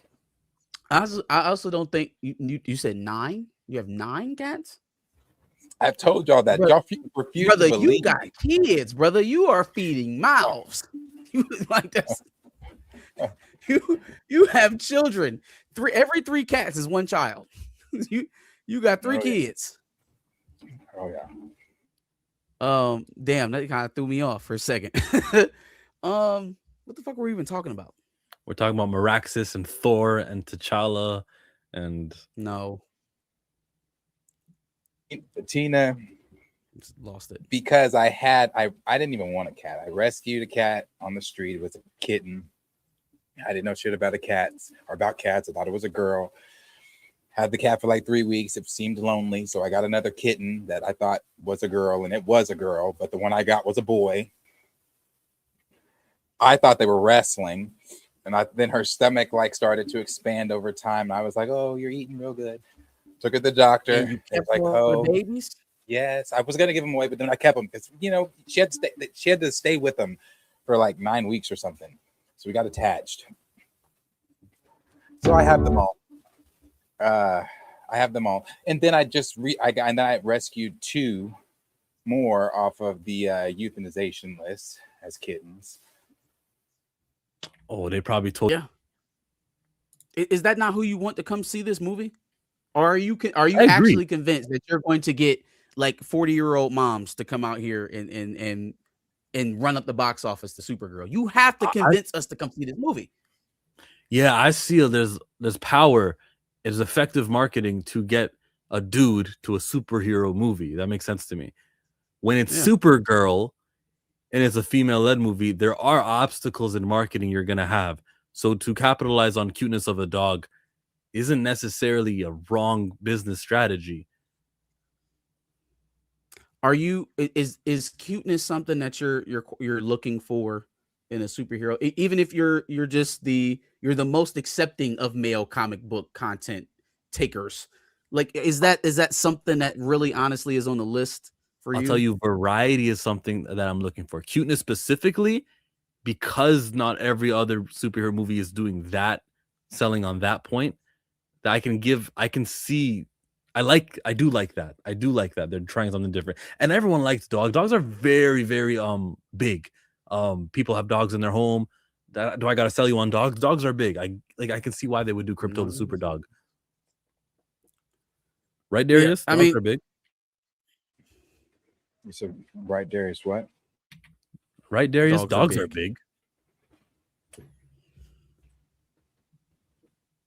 Well, you only got 3? Like, what do you mean? Wait, what do you mean dogs are big? I'm in what context? I'm lost. There's meaning like people like dogs. Dogs are popular. Oh, yeah. People love dogs. Like people were outraged. I feel like more with the dog being kicked by the ICE folks than some of the stuff going on lately. Then the Obama's getting roasted as apes. People were more upset about the dog getting kicked. But yeah, no, people love dogs. You do something to a dog. Here's a better example. people feel more sorry for the dog with the homeless person than they do the homeless person. They go and try to take the dogs away from the homeless person. They don't give a shit about giving the homeless person a place to stay with him and the dog. No. We ain't worried about that. You can't care from this dog. So let me snatch away the little bit of happiness that you have in your life and take him from you because you're an unfit pet owner. I know. I'm like, damn. It is the most ass backwards shit. Like, I hate your homeless ass so much. I'm going to take your dog away. Like, damn. Can't even keep his dog. Nah, it don't make sense. Leave them people's dogs Just alone. give me that dog, sir. Hey, Tina, I see you trying to take some old homeless man's dog. We gonna talk about it. We giving you an L on Sundays live, baby. You leave them homeless people alone with their dogs. First, them animals be the only thing to keep some of these people from tripping out, though. Like, it's a lot of and them animals love them war they veterans dogs. and stuff like that sleeping on the streets. They need that interaction. They don't get it from humans. Those are the people that we barely talk to in a normal day. You want those folks having some sort of interaction with somebody or something. Most of them dogs ain't even on leashes, so they could go if they wanted. They are there because they want to be there. They are there because I'm serious. Them dogs I be seeing, they love them, they owners. So, like, do you do that with the children? When you see a child with a homeless person, do you go take the child and be like, "Nah, you can't defend this child. Let me go get it somewhere where you can be safe." No, it's because I told we you do have they a love weird thing dogs about more. animals. I love dogs. It may be an more. American thing. I don't think I've ever seen dogs treated the same way in America and other countries. Like, anytime I'm out of the country and I see dogs, people almost treat them like squirrels or pigeons. It's like, get out of here. You know, it's a nuisance thing. We love our dogs over here for sure. Go ahead. When you say America, you sound like you didn't watch the Super Bowl. America I did watch the Super Bowl. America means Brazil, Chile, Argentina, Costa Rica, mi gente, Puerto Rico, United States, Canada. That's America. You got to call your U.S. citizen something else. It's not. You guys can't be American anymore. We are changing that. That's a landmass. What do you mean by that, Blue? Okay, I don't got time for that. I don't got time. Hold on. Wait a minute. I just need to know. What does that mean, Blue? Because my dogs get treated like my children. What does that? I treat dogs like dogs. Meaning they can't sleep in the bed. Oh, but that they don't. Number one. No. Okay. Absolutely not. They shed. Stay off my face. Stay off my face. No. Yeah, I don't do the whole licking thing anyway. I really don't even want you licking my hands. Yeah, but you know, the kisses on my hands every now and then is okay. I think those are the only things for dogs. Cats are the invasive ones. Cats gonna climb all over your shit. They all in your shit. You know, very sneaky animals. Then they want to go out and run outside and come back home. No, your fast ass outside. Okay, you want to go run the streets and get pregnant. My cats can go outside. They have they have a catio that is attached to my house, so they are allowed to go outside in that. They cannot go outside freely. Absolutely not. Just roam around the neighborhood. Yeah, no.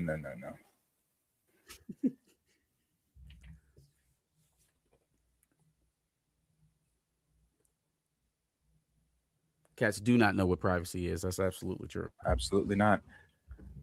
Cannot.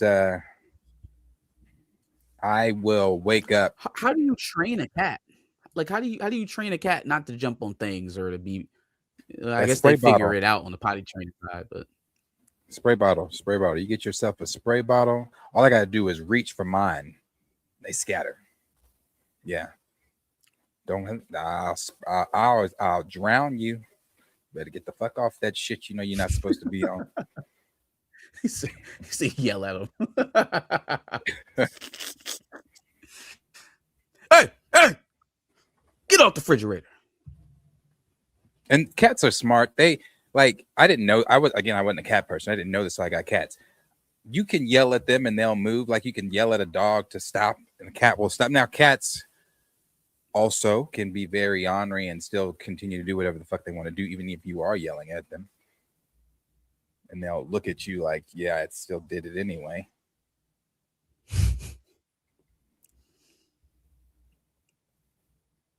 But all my cats sleep on me. That's something I can't Can't change it. They all Do some DMX marketing. They're That is the Did y'all actual watch the feed Super marketing Bowl? now. that is absolutely true. Cats are smarter than dogs. That's not true. Did you No, watch the no. Super Bowl? Cats are halftime smarter than performance? dogs. No, I'm not. I don't want to have a debate. It's just Well, not true. then We why can did move on to you? the Why Super Bowl. did? Then why did you say No. that? You can just accept that it's not true, and we're gonna move on. Can't accept that. They're not. Dogs have saved lives. I ain't never seen a cat save shit but itself. Cats could Anyways, save lives. They don't want no, to. they can save shit. They don't Hey, save shit but they their own could. ass. They good. They good. Did you They were watch the remember Super they were Bowl? royalty. Did you Yes, prefer yes, Bad yes. Bunny? Watch the Super Bowl. You liked Watch it? the Super Bowl. You didn't watch the alternative one with DJ Erica Kirk and Kid Rock? What's the song? Bomb diddy bomb da dang. What's the song? Diggy diggy? Is that it? One. Bonded, No. bonded, diggy, diggy. No, did not. I did see the clips of it where he was lip singing and people thought that their TVs were lagging. But how old is he? 55, getting out there. You know what I saw the clip when they first turned it on, like Kid Rock, and he yelled, "My name is Kid," did all that jumping around. Have you seen Barnyard? You know that scene where they bring out Wild Willie or whatever his name is? That is exactly what he reminds me of. I was like, he is that thing. Yeah, man. It was something. It was definitely something. Obviously, I didn't watch while the show was actually on, but I saw the clips afterwards, and it was just like damn, you spent all this money for this counterculture event, and I simply don't know what the return could have been, right? Like, even if you sold tickets, I don't think that covers your streaming costs, the production that you might have paid, the people you got to pay to make that damn stage, paying the talent that you brought out there. I like, it couldn't have been worth it just to say that you did something to counter the NFL, and you did so in no such way. Like, they had over 130 million viewers. I don't think you had 1 million.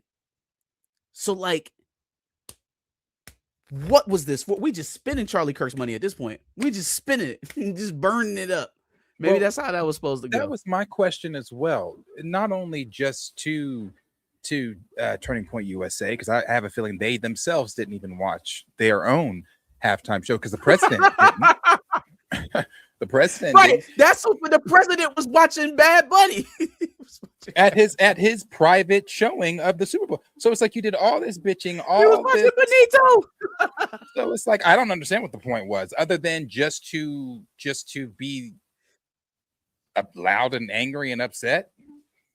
Bro, how deranged do you have to be to rail against the Super Bowl halftime show? It's so un-American. We need American performers in our Super Bowl for the halftime.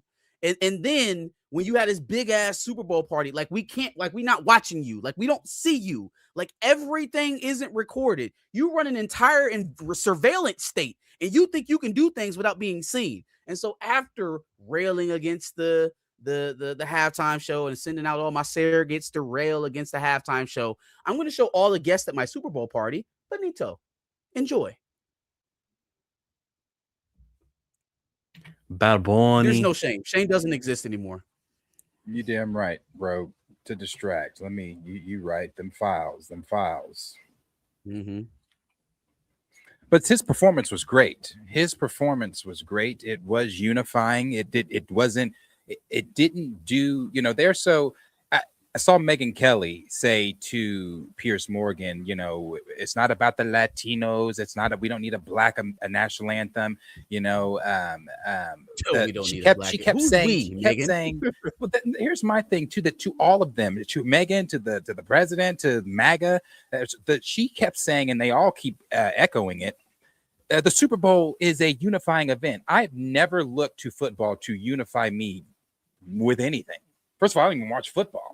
So I've never looked for it to be a unifying event for the country. Damn. Now, I'm not saying it can't be a unifying event, but we as a country do not look to the NFL to be a unifying event for shit, not for the country.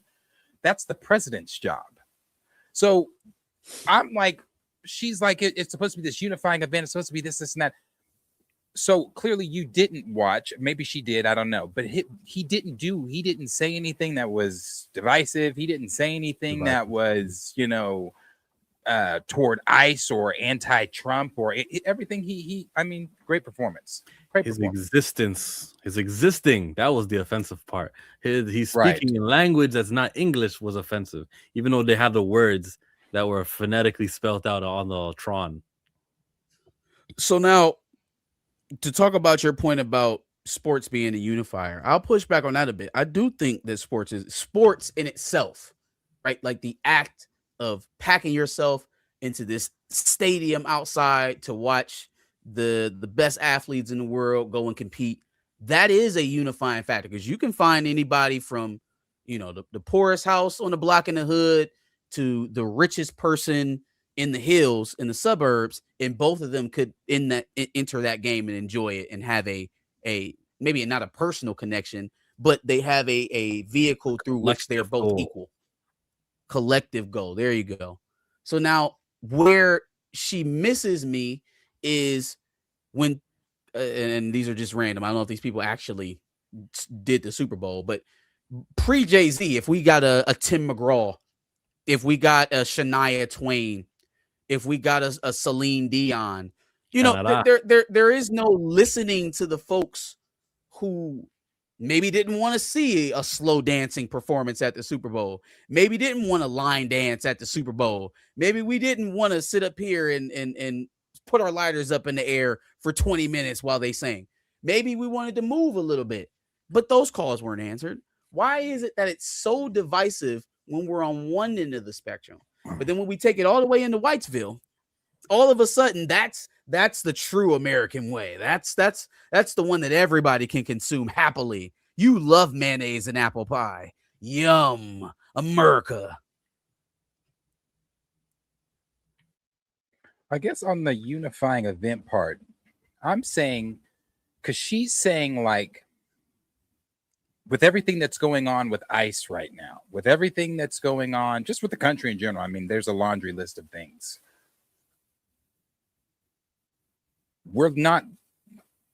I can't speak for the country. I'm not, and was not, and did not look to the Super Bowl for answers. Not like that. But that's how she was putting it. But that's how she was. I got you. Yeah. No, the Super Bowl is not going to save her. It's not going to save our country. Yeah. No, but sports in itself is supposed to be a way of, like, especially like you kind of realize this playing. Basketball is probably the same way, right? Like it's a place where the extra stuff, all of the socioeconomic stuff outside of the game doesn't matter, right? You could be you could be Caleb White from the burbs, or you could be Keyshawn Davis from the slums. But when you walk on the court, you both are two human beings. Like, there's nothing decipherable between you that's going to make him a better player than the other. And so you extrapolate that out towards the audience, to the fans. It's supposed to be the same concept. We are all here for a common goal. We're all here to root for our team in battle versus them over there. The divider is the teams. They give you something else to focus your division on that's frivolous, that isn't intrinsically connected to you as a person. It's not white versus black. It's not Democrat versus Republican. It's the Jets versus the Titans. It's Green Bay versus Dallas. That it now becomes our tribal, beating our drum rallying cry, as opposed to all of the stuff that usually pulls us apart in our regular lives. Right. Supposed to be. Sometimes, though, that race stuff still plays big parts in it. My boys was called hard R's many times. Yeah, sure. It definitely still rears its head, but it used to be the great equalizer, sports. Yeah. Nah, Marcus, genetics and training divides athletes. Okay, sure. I mean, we could say that, and then there's, you'll find you a gym in Germany or Nigeria or Iceland, or places where the sports aren't necessarily propagated the same way. So what's the answer there? Piers did call her. Who's her? Megyn Kelly? on saying Yeah, Megyn Kelly. English did. is America's official language besides the U.S. not having an official language. English is You Britain's sure language. don't. Well, that's where he got her, because she was like, she's like, there's 40 million Americans that speak Spanish, and there's over 310 million Americans of us that don't speak a lick of Spanish. We needed to know what was being said in English. And Pierce asked her, he's like, well, what is the official language? And she danced around it and was like, yeah. Still the only got it, country though. that takes pride in being monolingual. Like, I get it. It is a pretty prevailing language across the world. It's a social signifier, but it's not. I don't think it's that big to be proud of the fact that that's the only language you speak. You know, I don't even think Spanish speakers are proud of the fact that the only language they speak is Spanish. Not to the degree that we are. They're like, oh yeah, all I speak is Spanish. Only el español. Un español. If you're living in the United States, you probably don't case. only speak Spanish. Like, what percentage of people only speak Spanish there? I'm just talking about in terms of a world perspective. It's kind of baffling that, you know, here we're so prideful in the fact that we only speak one language. You know, it's always kind of baffled me that people hold that as like a because it's not a reward. It's not esteem. It doesn't mean something to be bilingual. Like, that's an achievement. That's actually a great achievement. But in order to celebrate stupidity, ignorance, you're like, yeah, only one. That makes us purer, I guess. That's bizarre. But I'm not racist. Yeah, I guess. I mean, it feels like it inherently limits your ability to communicate and travel effectively and have a life outside of these borders that you live in. But if that's not important to you, then I guess, you know, whatevs. Learn American Sign Language too. I don't thank you. ASL, yeah. I mean, even that is a variance of our language. Like even that I would give credit to if people took more pride in being able to do that. Credit to your country? For what? Oh, you For give ASL? credit. Did we create Never that? mind. The way you use credit, I misunderstood. I got you. You would give somebody credit for No, learning. like I how would to give credit speak to somebody who knows sign language. Yeah, for sure. Oh, it sounded like you were saying you're going to give USA credit for sign language. Like, what? For ASL. Hey, I don't know who created ASL. We made it. I don't know. Who knows? Who created sign Ask language? Helen That's Keller. a good question. Watch it turn out to be somebody black, and then Torian can add it to his Black History Month video of inventors. Dog. Yeah. Electric air curler, stoplight, GPS, the technology that runs your cell phones. Super Soaker, number one selling toy in the 90s. They tried to steal it from my man. They ended up having to pay him. Mattel did. Man, who else? There was another one. I think the president of Sega back in the 80s did something with the technology that was groundbreaking at Sega. I can't. Oh, he was the first. He rolled out the first monthly subscription. There was like a subscription for games that you could download on the Sega for the Sega system or something like that. But it was the first monthly reoccurring subscription setup for a company like that. That's Black cool. history, baby. Not true, chill. I live in Florida, and they pay you more down here if you can speak multiple languages. That's a facto. That's useful. Because, like, I mean, is it not? Not every. Well, mostly on the coast, right, where there are heavily Latin populations, where you're going to have to work, and a lot of your employees will be Spanish speakers. It pays, right? Or if your customer base is largely Spanish speaking, definitely pays to be bilingual for sure. I'm by many things. Lingual is not one of them. Did I just say that? Whoa. Whoa. I don't know if someone in chat's gonna pick up what I just referenced, but I referenced something. Let's go to a super chat.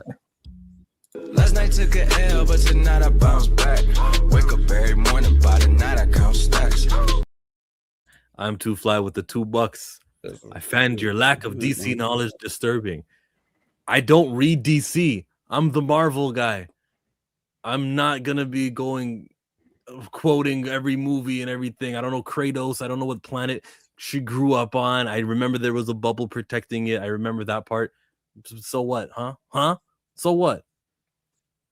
How do you know he was talking to me? He could have been talking to one of you guys. Your lack of DC knowledge is disturbing, guys. You the one, a hit dog or holler. You the one that responded, and you got offended. I know he was talking to me. Internally, I knew I couldn't hide it. Yeah, I'm more of a Marvel guy. And like Mike said, go look at the Black Panther anniversary special, which is coming out on Wednesday. We got 6 days. You can collect this thing. Own it.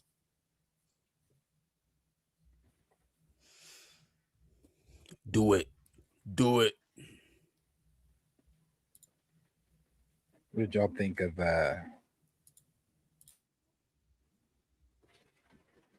Ernie and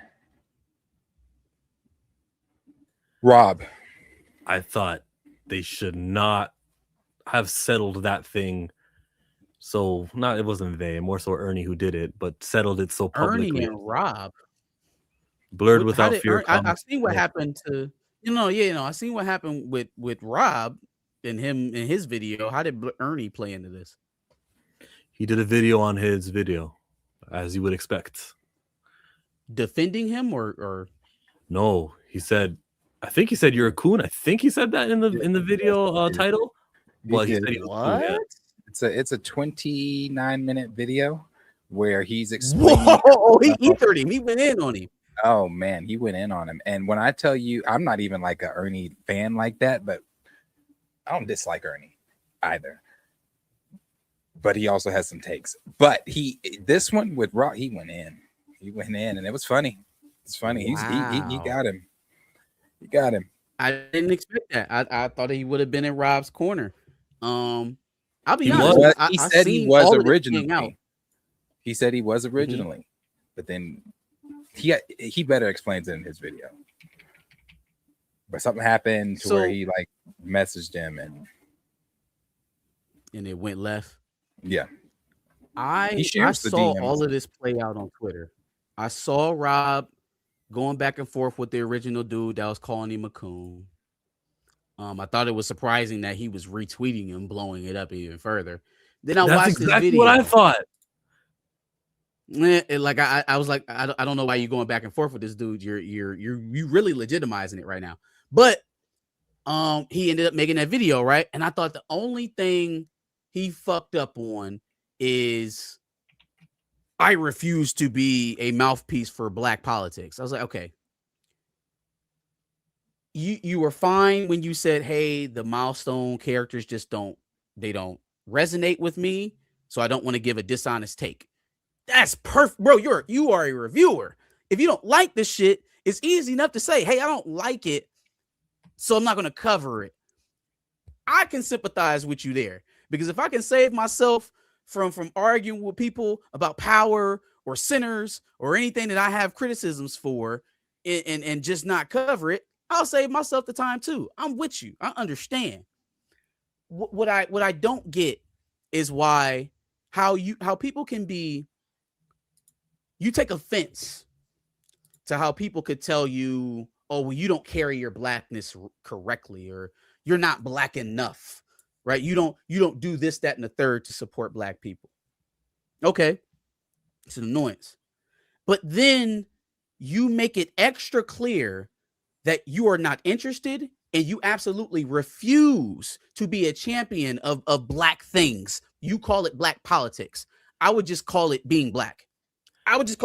Because there really isn't anything in that list of what he would call black politics that you can eliminate from black life. He explained you don't hold on. I swear to God, I'm gonna let you go. I won't interrupt you. I get the idea of you not wanting to be somebody's savior or somebody's mouthpiece. If that's not on you to do that, then don't do it. But you can't tell people, hey, look how much I do for black comics and I do this and I do that and I covered this and I covered that and I'm all this pro black, but I don't want to be loud and proud about it. I'm not going to just cover things for the sake of them being black. I'm not going to look for black people first. I'm not going to look to defend black people all the time. Like I don't like the distinction. You know, don't be on the fence about that kind of thing, because whenever you try to ride the middle about something that's that personal, people are naturally going to look at you as an agent, as an op, as part of the opposition. You are either on this side or you're not. And so you could have just stopped at, they don't connect with me. And I don't want to do it a disservice by covering a topic that I don't resonate with. Full stop. What is the need to disconnect yourself from black people, even if it is for political purposes? Do you believe that you're disconnected from black politics? The way he used the word political or politics in his explanation was to clarify what you ascertained from the usage of the word isn't what he believed. He was trying to say, I don't read, Milestone. So I wouldn't want to do it. Then it'd be a political reason if I did start doing them just because they're black. That's the politics he didn't want to enter. He's not saying existing and being black as a character is political. But he also compared Milestone to Fubu. Say again? Milestone to Poo-Poo? Fubu. Oh, for us, by us? Right? Yeah. I mean, I don't know if I took offense to that as much, because I mean it was created by black people for black people. For us by us, but it's in the context of the way that Rob was speaking in the video, and not even on that. I had said earlier this week when I talked about it that I don't remember when Chill and I talked about it, but it was on one of the afternoon morning report streams we were doing. And you had asked me something about Rob, and I think it might have been in context of recast. And I had said no, because Rob had been asked publicly before about recast and had said something similar to what he said in that 9-minute video, where he said he doesn't want to be a mouthpiece for black characters like that or whatever. And I had said, well, when someone shows you who they are, like I always do, when someone shows you who they are the first time, believe them.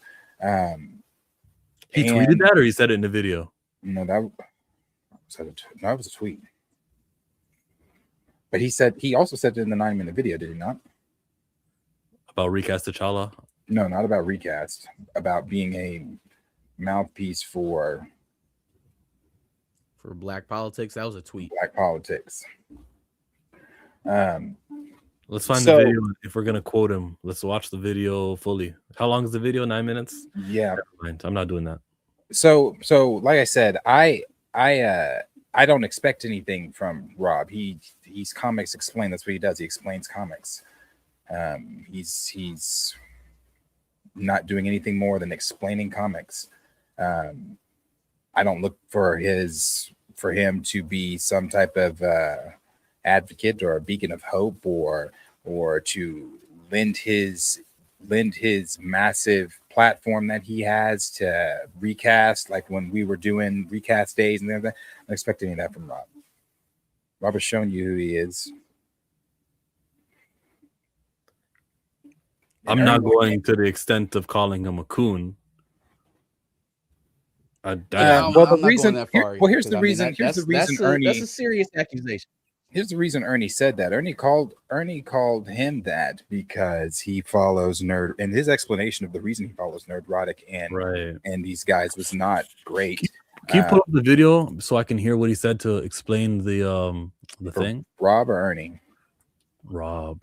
I want to hear what Rob said, because that was towards the second half of the video. I will send it to you on Twitter because I have it there. Send it in the private chat here. It's faster.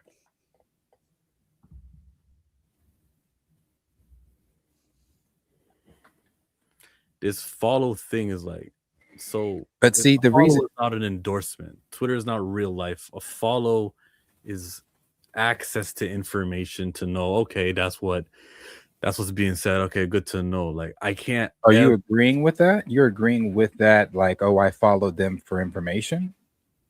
That's not what he said. I'm saying information, but he said he But followed. he the did say reason he that. said to follow. The follow is like to know what's going on. I forget, like you'll send me the video, we'll watch it to quote him. But I am like I find it very understandable to know what's happening over there.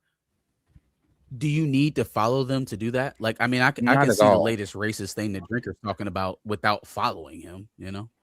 Okay, Benjamin Netanyahu right now is probably being followed right now. Like you might have mutuals if you click on his thing. And I understand that these journalists who I respect or people who are in this field of that need to know, okay, what's going on there. And I don't think, well, that must mean that since he follows them, Netanyahu, there's Israel. That's different. No? What you just said, a No, journalist. I'm not saying that. If Yeah, I'm I'm a not saying it's if I'm a direct, journalist, like, if I'm a journalist, then sure, I'm going to follow some of these people because that's in the sphere of the job that I'm doing. Same with However, comics. No. I explain comic books. I explain comic.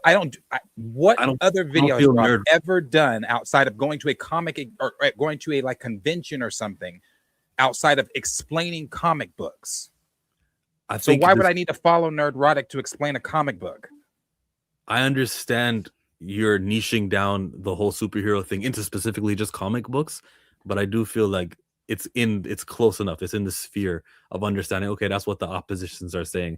Now, if this guy went ahead and said, "I co-sign what these guys," I defended. You know, I laugh at what he's got to say. He in the video, which you're about to send me, he dispels, like he tells you what he thinks of those accounts. Like he doesn't say that he actually does the work of clarifying or not being like, you know, how let's not your girl be Sydney naive. Sweeney was. He's not acting coy or nothing. Did he say that because I've been scouring the internet and I saw what people were saying about me, and so I want to go on here and kind of just clear the air and I'm just going to say some shit to get people off my back? Or is that how I really feel? Let's not be naive. As Ernie pointed out in his video, people that I've been following for a long time are at the bottom of my follow list. People I've been following for a short period of time are going to be more toward the top, middle, or whatever. So he's been following these people for a long period of time. And again, I ask for my YouTube channel that is Comics Explained. I don't do anything else. I explain what's going on throughout the panels of a comic book. Why would I need to follow a racist, a misogynist, a homophobic person, and check all the other boxes that Nerdrotic is? Ryan Cannell and the rest of them. Why do I need to follow them to explain comics? I just don't understand that. Hold on, but I'm sending the video of Rob. So I don't think it's an automatic condemnation, right? Like I won't. If you follow Fox News on your Twitter thread, I won't necessarily. Well, I'll look at you sideways, but I won't take that as a condemnation necessarily on your character.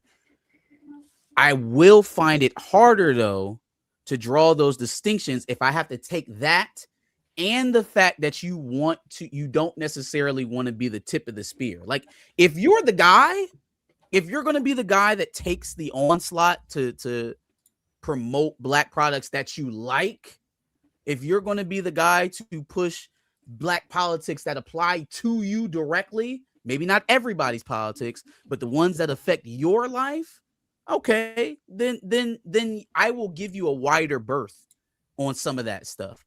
But I guess it's a case of if the loyalty is even in question just a little bit, those associations don't make it look great. And I don't necessarily think you need to follow those people to get what you're talking about out of them, to know what they're speaking about, to know how to dispel their narratives, to know. I don't think you have to show support in that way, because that is support. There's no way to cut it. We all know that a follow is support. I don't feel that a follow is. That's where we differ. Chill. If somebody subscribes to your channel right now, whether they are hate watching or not, it's support. You know that. Oh, no, in that sense, you mean adding to the numbers. I guess you mean, yeah, I get what you mean. Yeah, it's support. So like, I don't feel like you need to support to track them, you know, or to keep up with whatever they're saying or whatever narrative they're spinning. You don't have to support to do that. Not to suggest that he likes those individuals or was lying about what he said in his video. It's just it's a bit of it's kind of conflict. It is. It just looks different.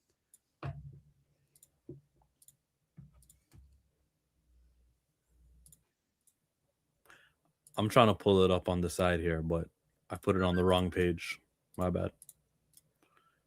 There I think it he is. just sent it. Sorry, So it has been a I don't know crazy why the fuck that because took when I was younger, my dad gave me a really good piece of advice, which was this.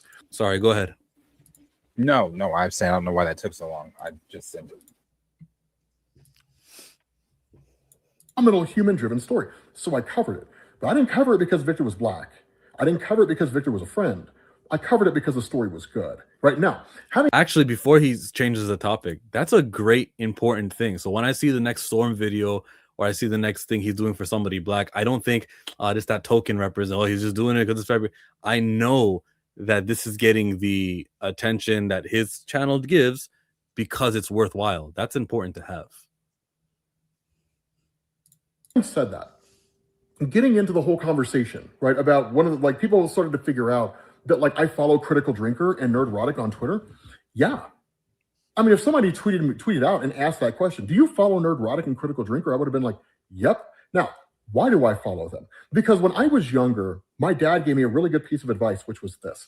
He said, if you're going to stand for something, then you need to know what the other side believes, and you need to know what the other side stands for, and you need to listen to what the other side has to say, not because you respect them, not because you like them, but because you are not right 100% of the time, and they are not wrong 100% of the time. And how could you possibly know whether or not you're right if you reject any opinion other than your own?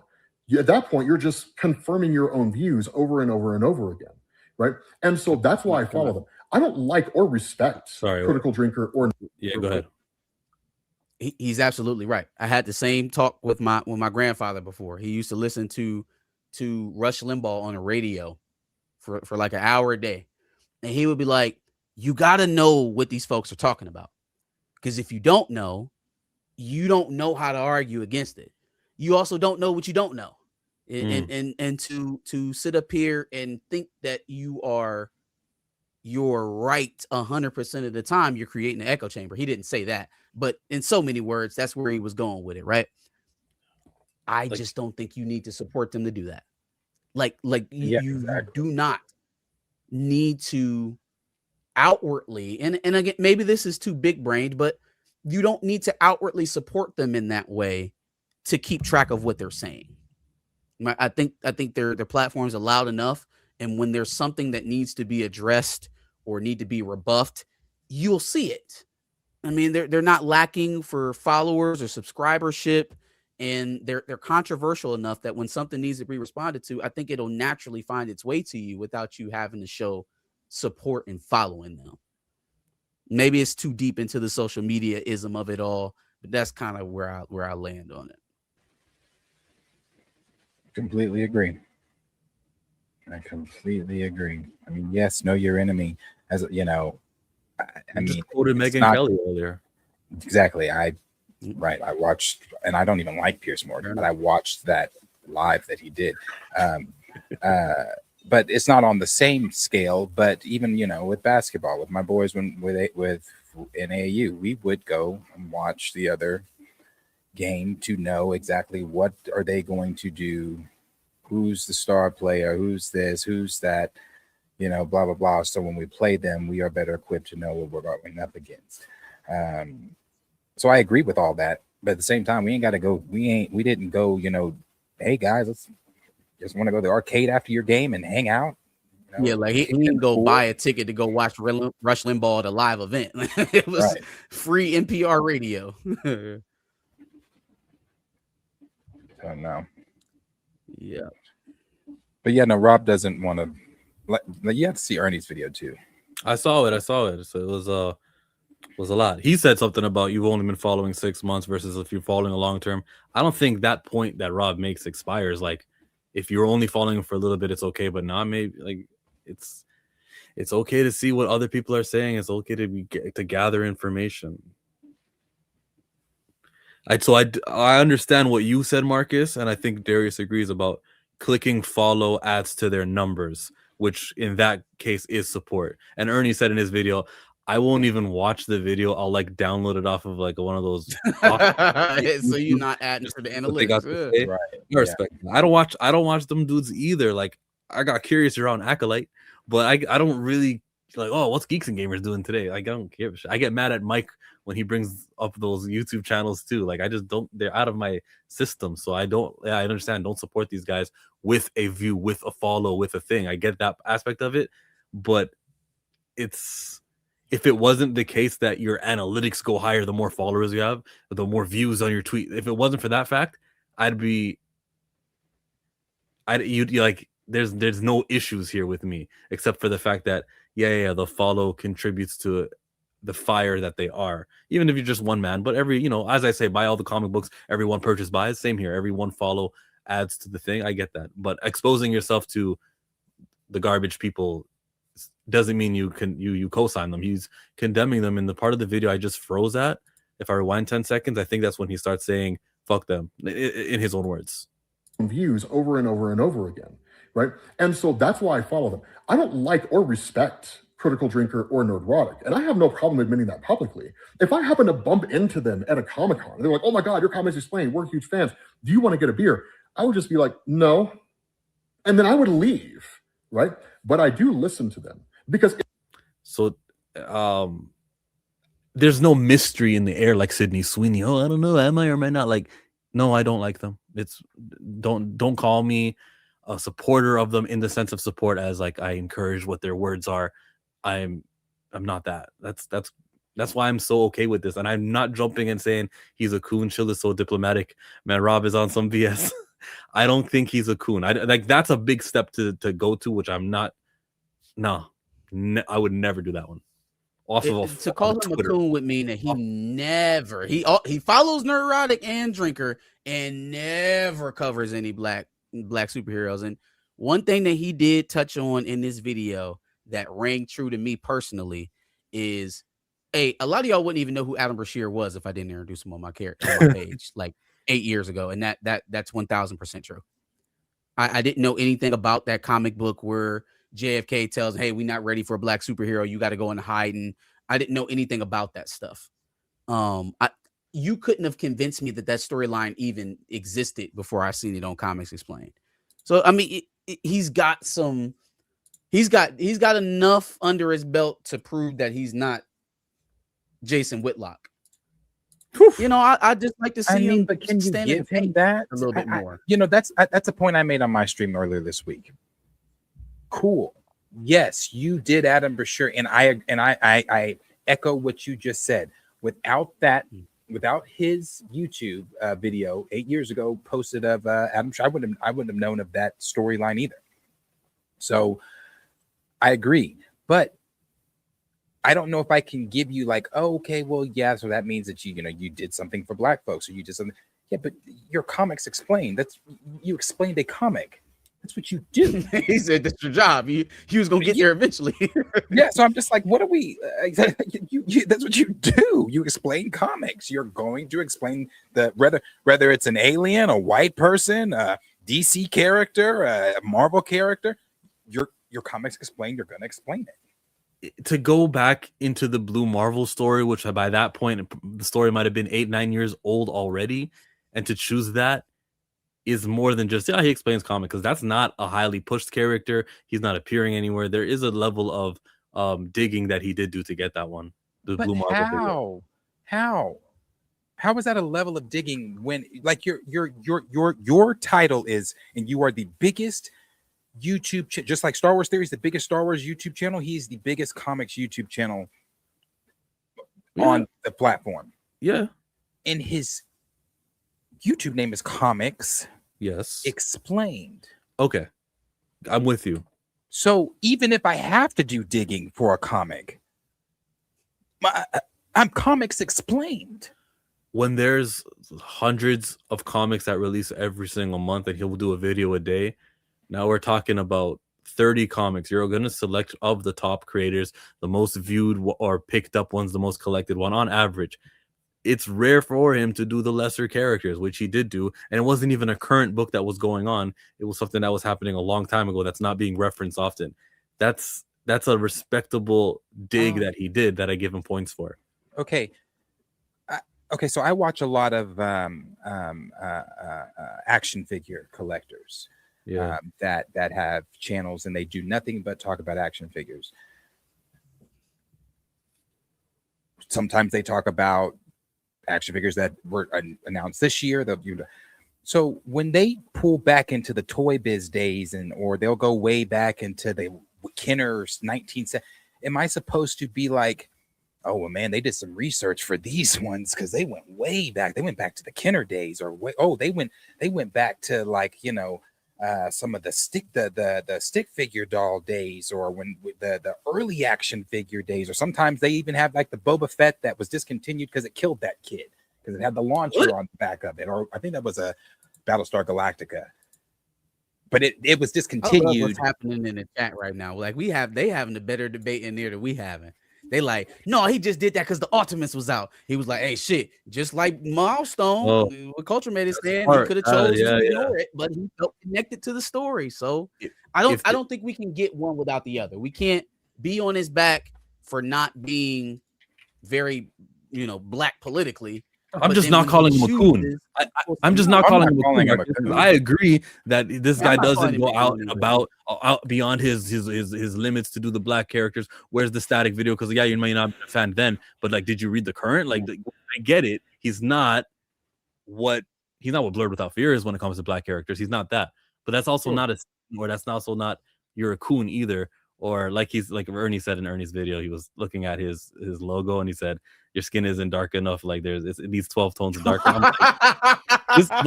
Don't collab with him and then when you're not friends anymore. By the way, his skin isn't dark enough in the image. I'm just not hilarious. Throwing a shot. I recognize his place. He's not recast T'Challa. He's not Blurred. I'm talking about Rob. I get all the things he hasn't been a part of, and I need to see that tweet where he says what he says about recast. But that's also Ernie as well. Ernie is CIA.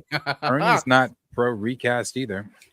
I've heard him talk on it. I believe he thinks that it's from like misogynist who hate Shuri type thing, which it's never been what I come at it from, the angle I come at it from. Okay, yeah, but see, I can't give him that. Because I just watched you do a 29-minute video where you did extensive research on Rob and told us this and this and that. So that same extensive research, you can do that same extensive research on Recast to find out that the movement itself is not misogynistic. It may have a few misogynistic bad apples, but the movement itself is not. So if you can't decipher between the two, that's just him not liking Recast. I don't rock with neither. He was big on the Boyce Watkins of the world and the Judge Joe Browns. Again, just like you said, if you're going to take Judge Joe Brown and Boyce Watkins as the voice of MCU fans, then you doing that on purpose. Like, if you're taking them as representation of the greater MCU fan, or even just a recast movement, it's lazy. It's lazy. It's as lazy as other certain individuals were being during that time. It's like, there's no way you found that, and that's the only bit of recast that you saw. There's just no way. There's no way. So I do think that his thing was more so of, I'm going to attack the most popular figure. First of all, I don't think he thought that it was going to ever happen. And two, I could attack the bigger figures of that quote unquote movement, and it'll be residual. Like, it'll help. Like it'll help me down the long run, because I will look like a defender of the studio. In which way that doesn't expose me to other comic book fans. I thought it was a little underhanded, to be honest with you. I like when I see a username, which I don't usually see often. I'm like, oh, what does this new guy have to say? Sometimes some black people can be characters in black cosplaying to the dominant society. Not all skin folk is kinfolk. But all super chats are super glad. I'm trying to rhyme like you did.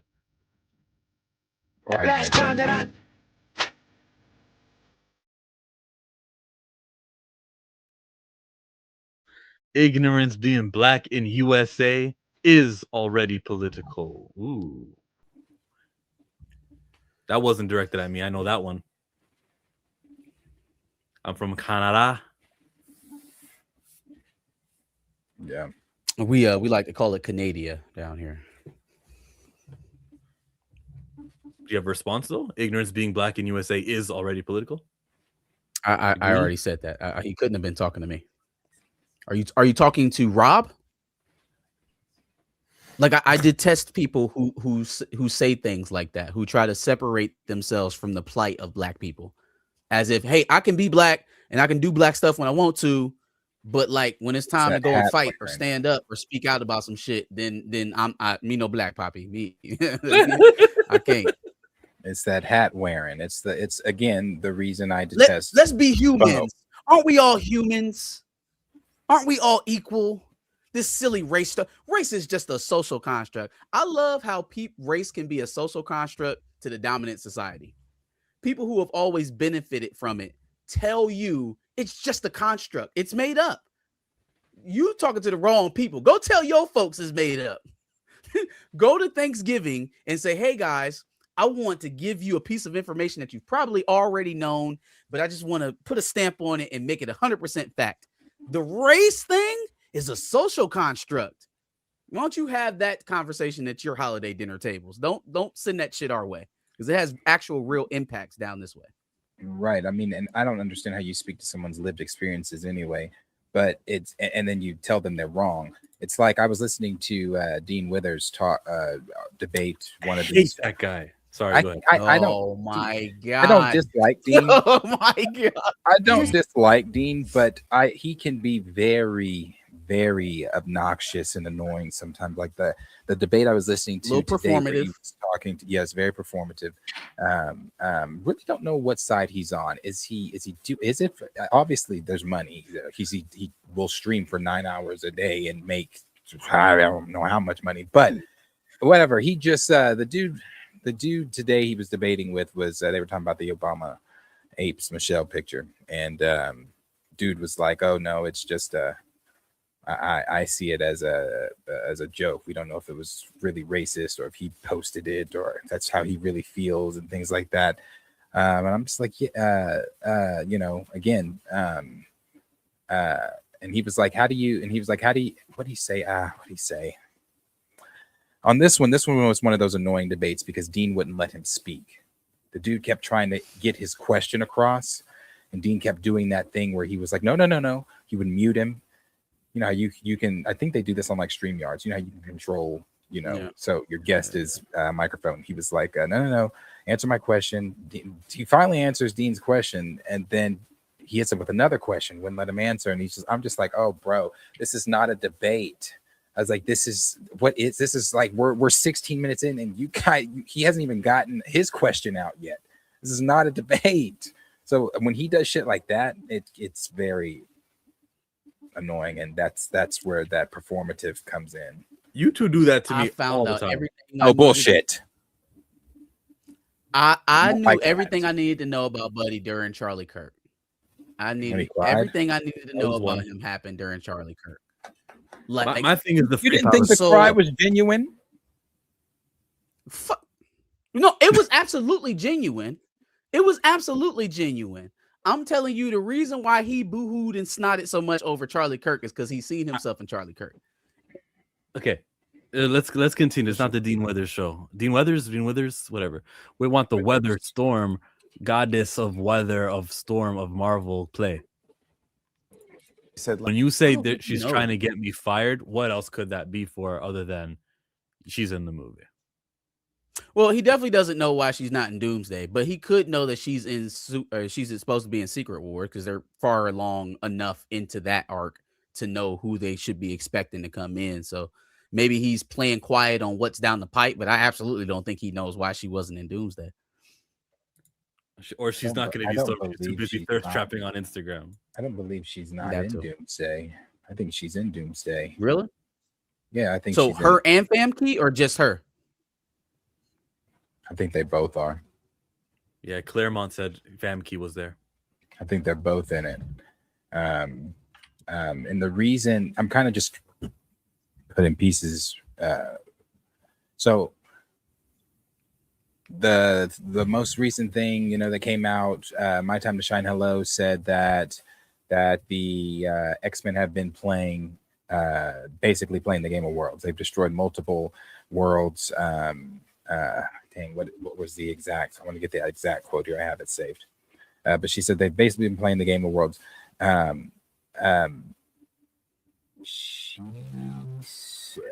The X-Men? The X-Men. So then Yeah. that first trailer or that second trailer was a fake out then. The X-Men trailer had to be a fake out. That didn't look like the X-Men going unless it's another set of X-Men destroying sure. that unit. Do you know how long this movie is? Okay. And those teaser trailers, I'm starting to believe after Joe Russo's post, these aren't teaser trailers. They filmed them, but these aren't scenes from the movie. I'm starting to believe that's what he meant when he said they're more than just trailers, they're clues. Maybe we don't see 45 seconds of Steve Rogers on a motorcycle because that would be a boring waste of screen time.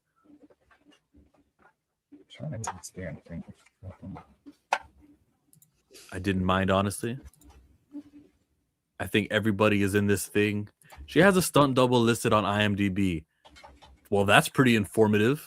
Eugene Johnson. Who does? Holly or Famke? Gotta be Storm. Okay, this is what My Time said. My Time tweeted out Sir Ian McKellen's Magneto will clash with Robert Downey Jr.'s Doctor Doom and is described as the most epic fight in the film and maybe even ever the MCU. She goes on to say the X-Men and the X-Men Avengers Doomsday have survived countless incursions, each one nearly wiping out their universe. They're exhausted, broken, and have sacrificed everything. The only way that they can survive countless incursions, if they're going by Hickman's rules of what is Secret Wars and Time Runs Out as we know it, they've had to have played the Game of Worlds. If they're broken, tired, sacrificed everything, I mean, that's one of the things I think the Russos even talked about, which that article, there's nothing in there that's oh, this is going to happen in Doomsday. We all know that Doomsday is going to be a big sacrifice film, that they're going to, that's something they've been leaning on. They've been saying that people are going to die that we really love. Some of your favorite Avengers are going to die. I don't know who the Avengers are, but some of your favorite Avengers are going to die. Who are our favorite Avengers? And just, blah, blah, blah, blah, blah. And even the tone of all these stories that have been released have even been doom, gloom, something's coming. Thor's prayer to Odin is even, on leaning on that. So if Hallie's not in it, which I think she is. If they've lost people, because I think she say lost in here. She said they're exhausted, broken, have sacrificed everything. So if they've sacrificed some people and they send out these little teams down to fight the opposing Avengers or whoever the superpowered team is on whatever world is colliding with yours. Maybe you lose some of X-Men in that. Maybe not everybody makes it back. Maybe Halle Berry's Storm is one of those that didn't make it back. So maybe she is one of the many sacrifices that we've had to make. I don't know. I'm just trying to put pieces together, even though I think she's in it. I do. Go ahead. I was just going to say, it's funny because we're into a Doctor Doom Secret Wars Battle World phase of things, and this is probably going to be the most multiversal movie that they made so far. Like this is clearly decidedly in the multiverse realm of things, and it's the most multiverse hopping we will have had of any movie so far.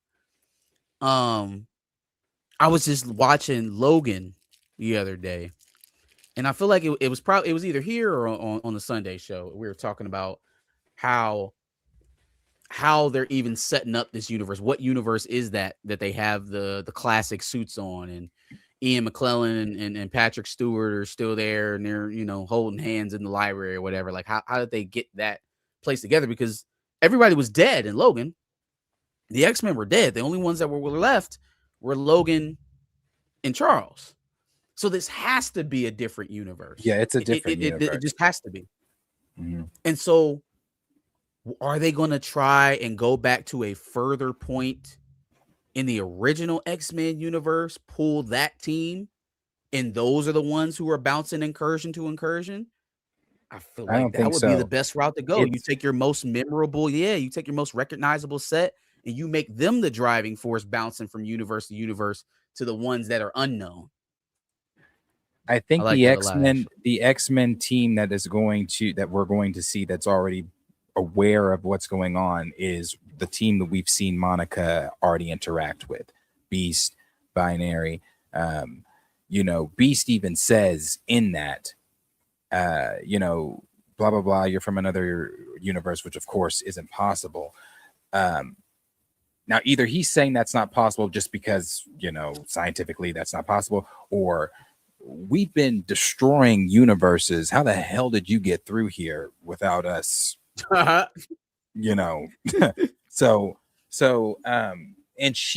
even when Monica, or not Monica, sorry, even when Maria Binary stands up and says, "Who are you?" She's kind of looks like she's on either she's on the defensive again because it's like, "Who are you?" We don't know who you are, or it's defensive because again we've been destroying universes.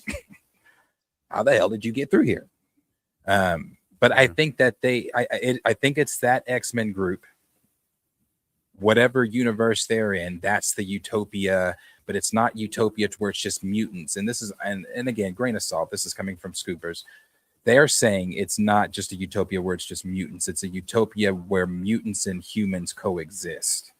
They have figured that out to where they coexist and they get along fine. It's not a mutant utopia. Dog, again, that's coming from Scoopers. So grain of salt.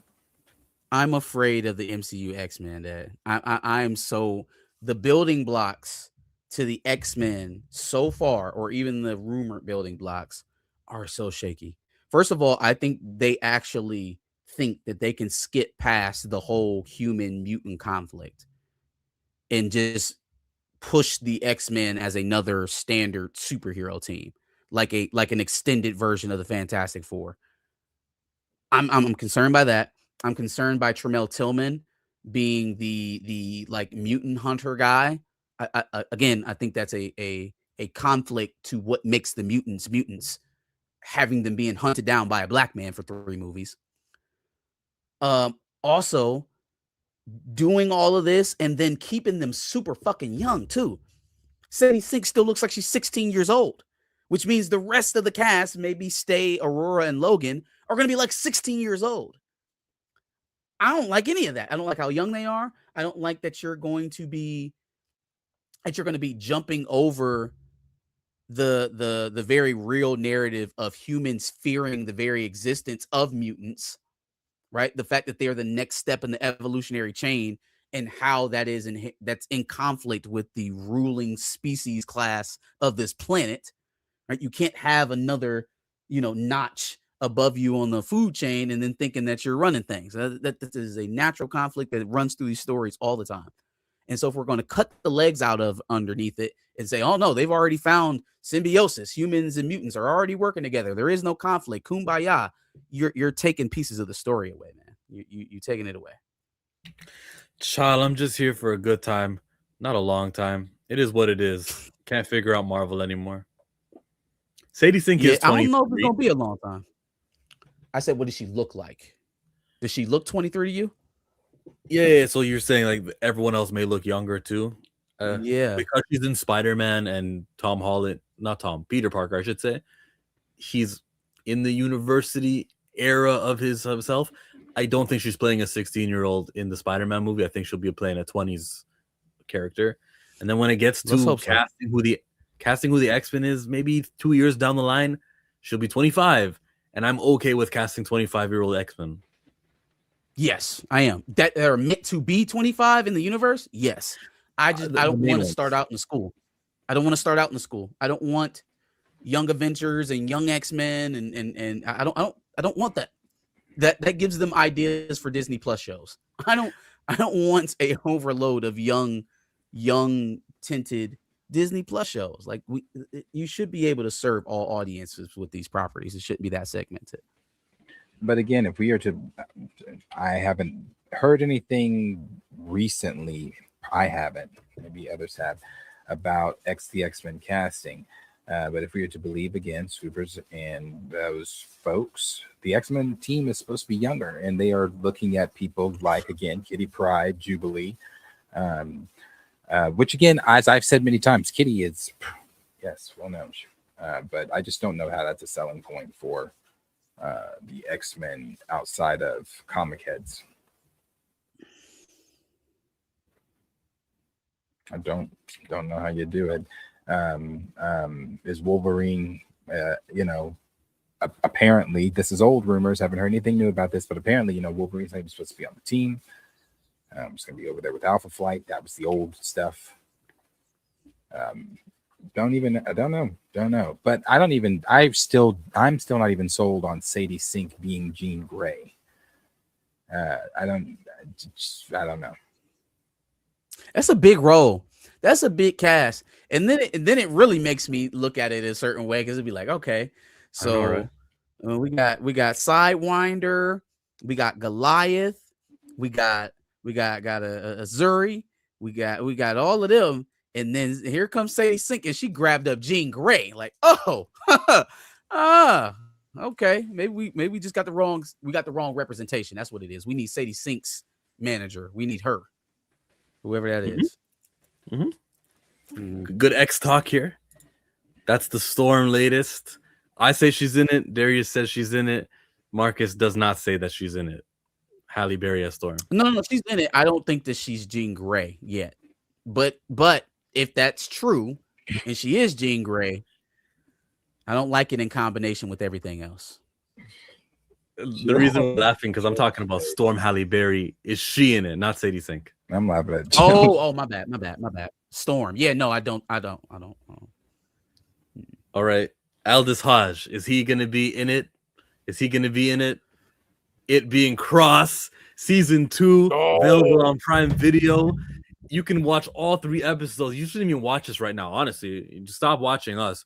Go watch Alex Cross. Go watch Representation. Go watch the things that we need to continue. And it continues. See, I'm 1 episode down into this show, so please don't say anything that's too far. But I watched it, covered it, and I loved it. And I'm like, damn, this feels so good.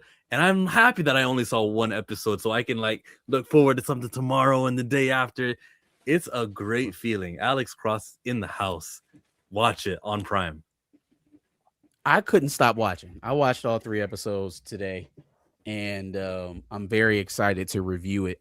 I actually thought about doing the review before we started here. I just ran out of time. That's what I did. It's on my channel. Go like and subscribe. For sure. It's elevated the storytelling a bit. I think they've moved to a more layered kind of version of storytelling. I like what's happening with. I didn't like it at first, but you'll see how they progress in the next couple episodes. It gives it a little bit more meaning. So you'll see. I'll leave it at that.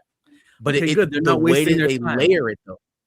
Yeah, no. They didn't waste their time, because it feeds into other things that are happening in the show. It's layered storytelling. It gives you a different perspective on Alex as a person.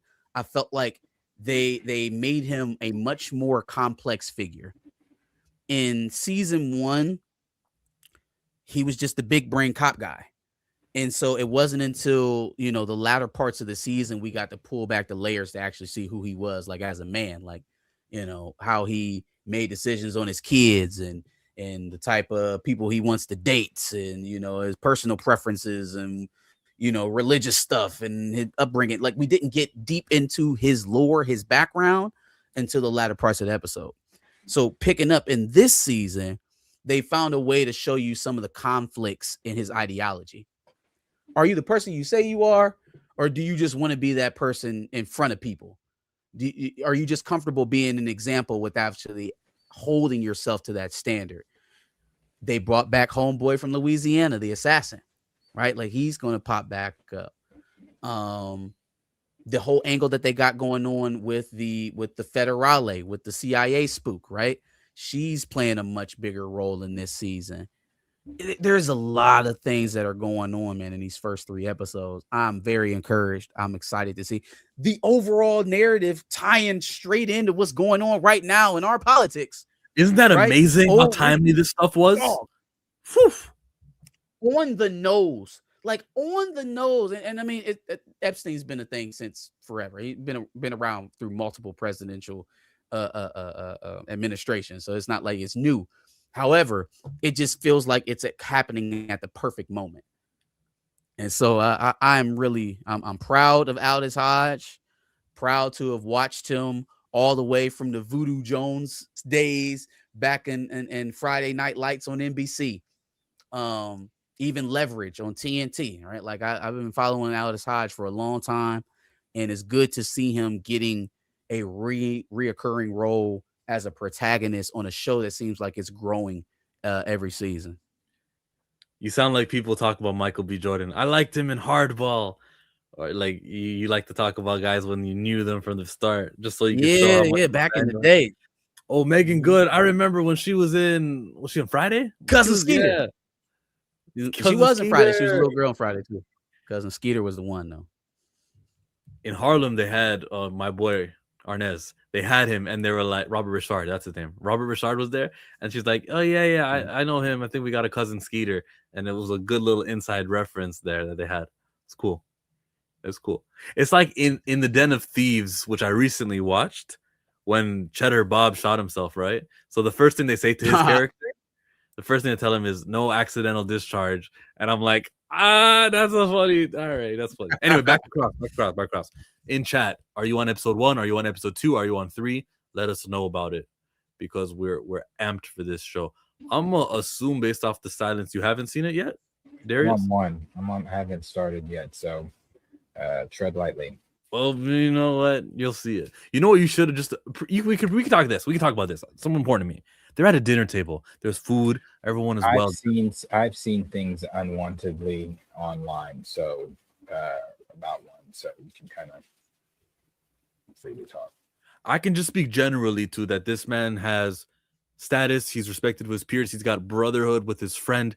They have normal talking relationships. There's so much that they don't put as far as that gunk that I'm always mad about. Like when you said, "Oh, Chill's gonna love this trailer" about the Keke Palmer boosting stuff. Like they don't have any of that. Yeah.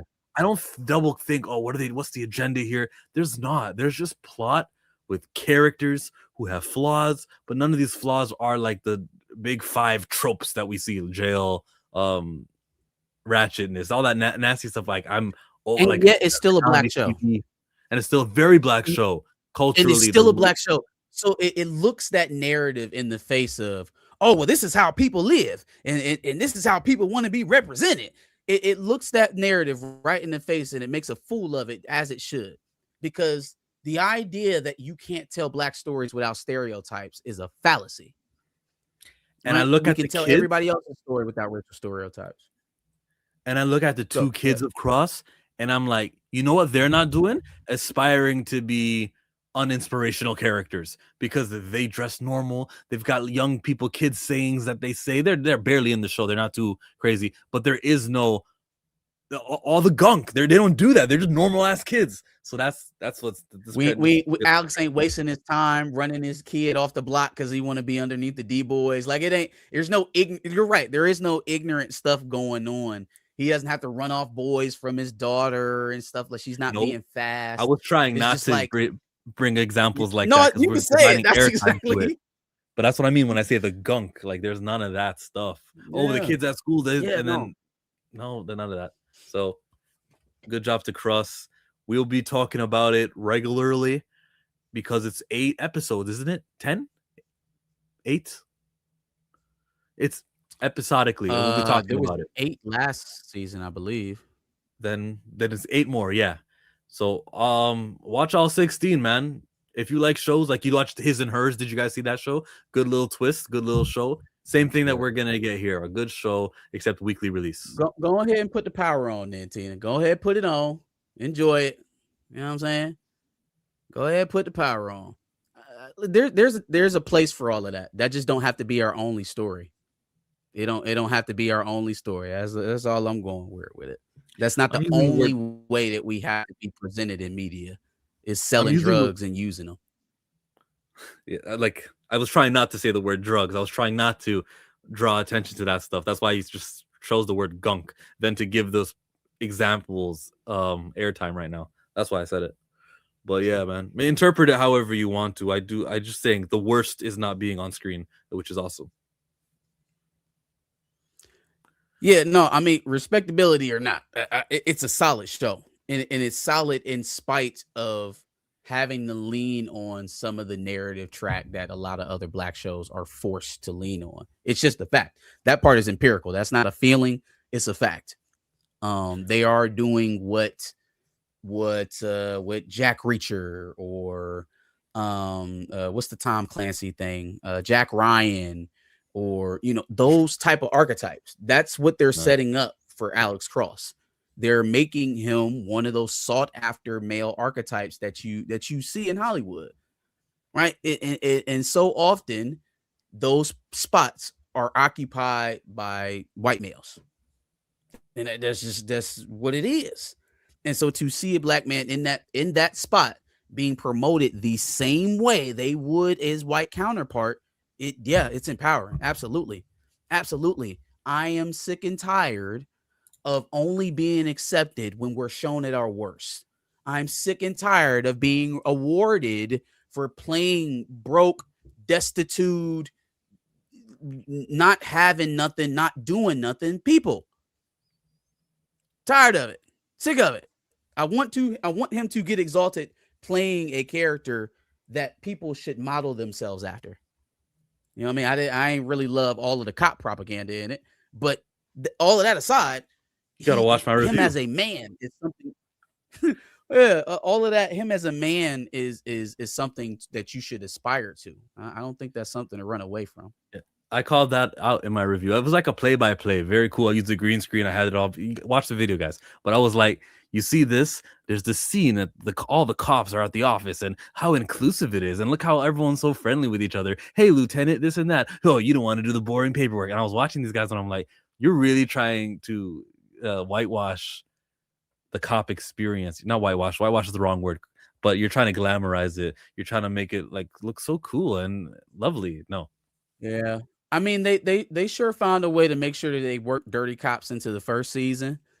I think some pro cop whatever was going to find its way into this show. It's unavoidable. He's a cop. You examples go on and on. I see people talking about it right now. Beverly Hills Cop. I mean, shit, even Rush Hour. Bad Boys. He wanted to be a cop because his daddy was a cop. You know what I'm saying? Like there's countless examples of Black dudes playing cops. The difference is with Alex Cross, though, is that in the first season, I felt like they did a good job of making sure he separated himself from the power aspects within the department. Like he went up against his chief, he went up against his partner, he went up against other dirty cops. Like he's not afraid to step out of the brotherhood, outside of the fraternity. That hasn't necessarily been the focus early on in season 2. I'll admit that it's been a much more deferrative demeanor. I think that's meant to set something demeanor. Up. What the Darius deferrative demeanor? New one. He's playing the game. He's definitely staying in line. He's getting his marching orders and he's saying yes, sir. Now, again, I think that's going to play into something that's going to happen later on in the season. But for right now, from what I've seen, it's definitely different from what it was in first. And he was the sore thumb in season 1. He was definitely the sore thumb in season 1. Now that he's got all his fame from taking down a serial killer, people are taking him in. He's one of the guys now. He's one of the boys. And, it's we'll see where it goes. 2 chats. Rain says, YouTube channel Collectors Rain. My dad being an officer directly influenced me not to be one. Overrated job. That's interesting. And then LOL Bird, you said bro talking like he's white now. That's not why I was laughing at deferrative demeanor, like talking like you're white. It's just that it was words that we don't usually hear, and there's alliteration there. So it sounded I just want to ask you if you're white or black, because when did using big words become a white thing? That's right. There's a little bit of a problem with what you just said there. Who's the third wheel? Just a bit. It's L? Like L Cross? Who's the third? Or are you talking about on the show? Who's the third wheel? Oh, L is his girl. Or is that what he said? Who's the third wheel? I think he's actually insulting the panel now, that because I don't know. I have no idea. I don't even know who this user is. But you can clarify. But on the show. All right, then we kind of don't respect this comment unless you guys want to field it. All Third equal third wheel parts. on I the don't see no show. third wheel. Well, I haven't even watched episode 1 of this season yet, so I'm not too sure with that. Yeah, so he's not talking about the love triangle. Oh, you're on you're on episode 1 of season 1? No, of season 2. Oh, season. Okay. Oh, gotcha. If you guys think that this show was awesome or you haven't given a shot yet or anything, allow the last 10 minutes of this stream to be encouragement to watch it. But it is the last 10 minutes. He just yawned. I'm trying to go to sleep too. Most definitely not. Dude in the middle, I see you just joined. Dude in the middle has nine cats, and my camera's going crazy. He tried to get you, Darius. It's Kevin Davis in disguise. Well, who knows? Maybe this one's his real name. So I'm chill. I'm out. Watch the video that I just posted about cross play-by-play of episode 1 only. And I'll watch episode 2 sometime tomorrow and maybe do the video if I have time. I won't do the video tomorrow if I have time, actually. I don't have time. But thank you for caring. Your turn. I'm live tomorrow. I should be live tomorrow for everybody. I'll put that up. No MJ coverage. We went too long on Megyn Kelly and Sadie Sink and all that. Went too long. We barely got the crosstalk in. We had to push cross all the way back to the end, and that was my favorite topic of the night. I'm live tomorrow. So we'll talk about. It was already on my. I had planned to be live today. It was already on my list of things to talk about. Just really quickly, you guys know we have young viewers, 17 sometimes. So Arthur, I'm not picking at you, but if you're still in here, 17 and How's your bedtime, Arthur?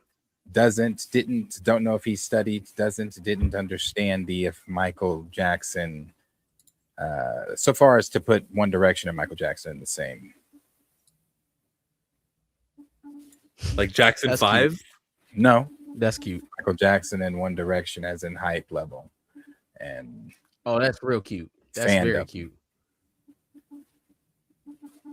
Yeah.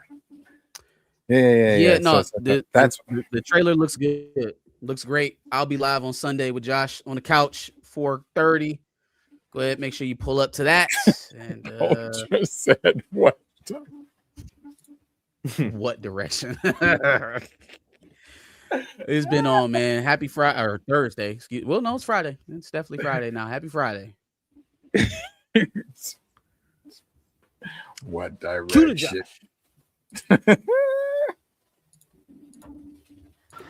Hey, I've been watching y'all every single time on Thursday and Friday because I swear to God, y'all switch up every now and then. But rock out. I'm fucking with it. I'm out. Thank you, Josh. Appreciate it. I know.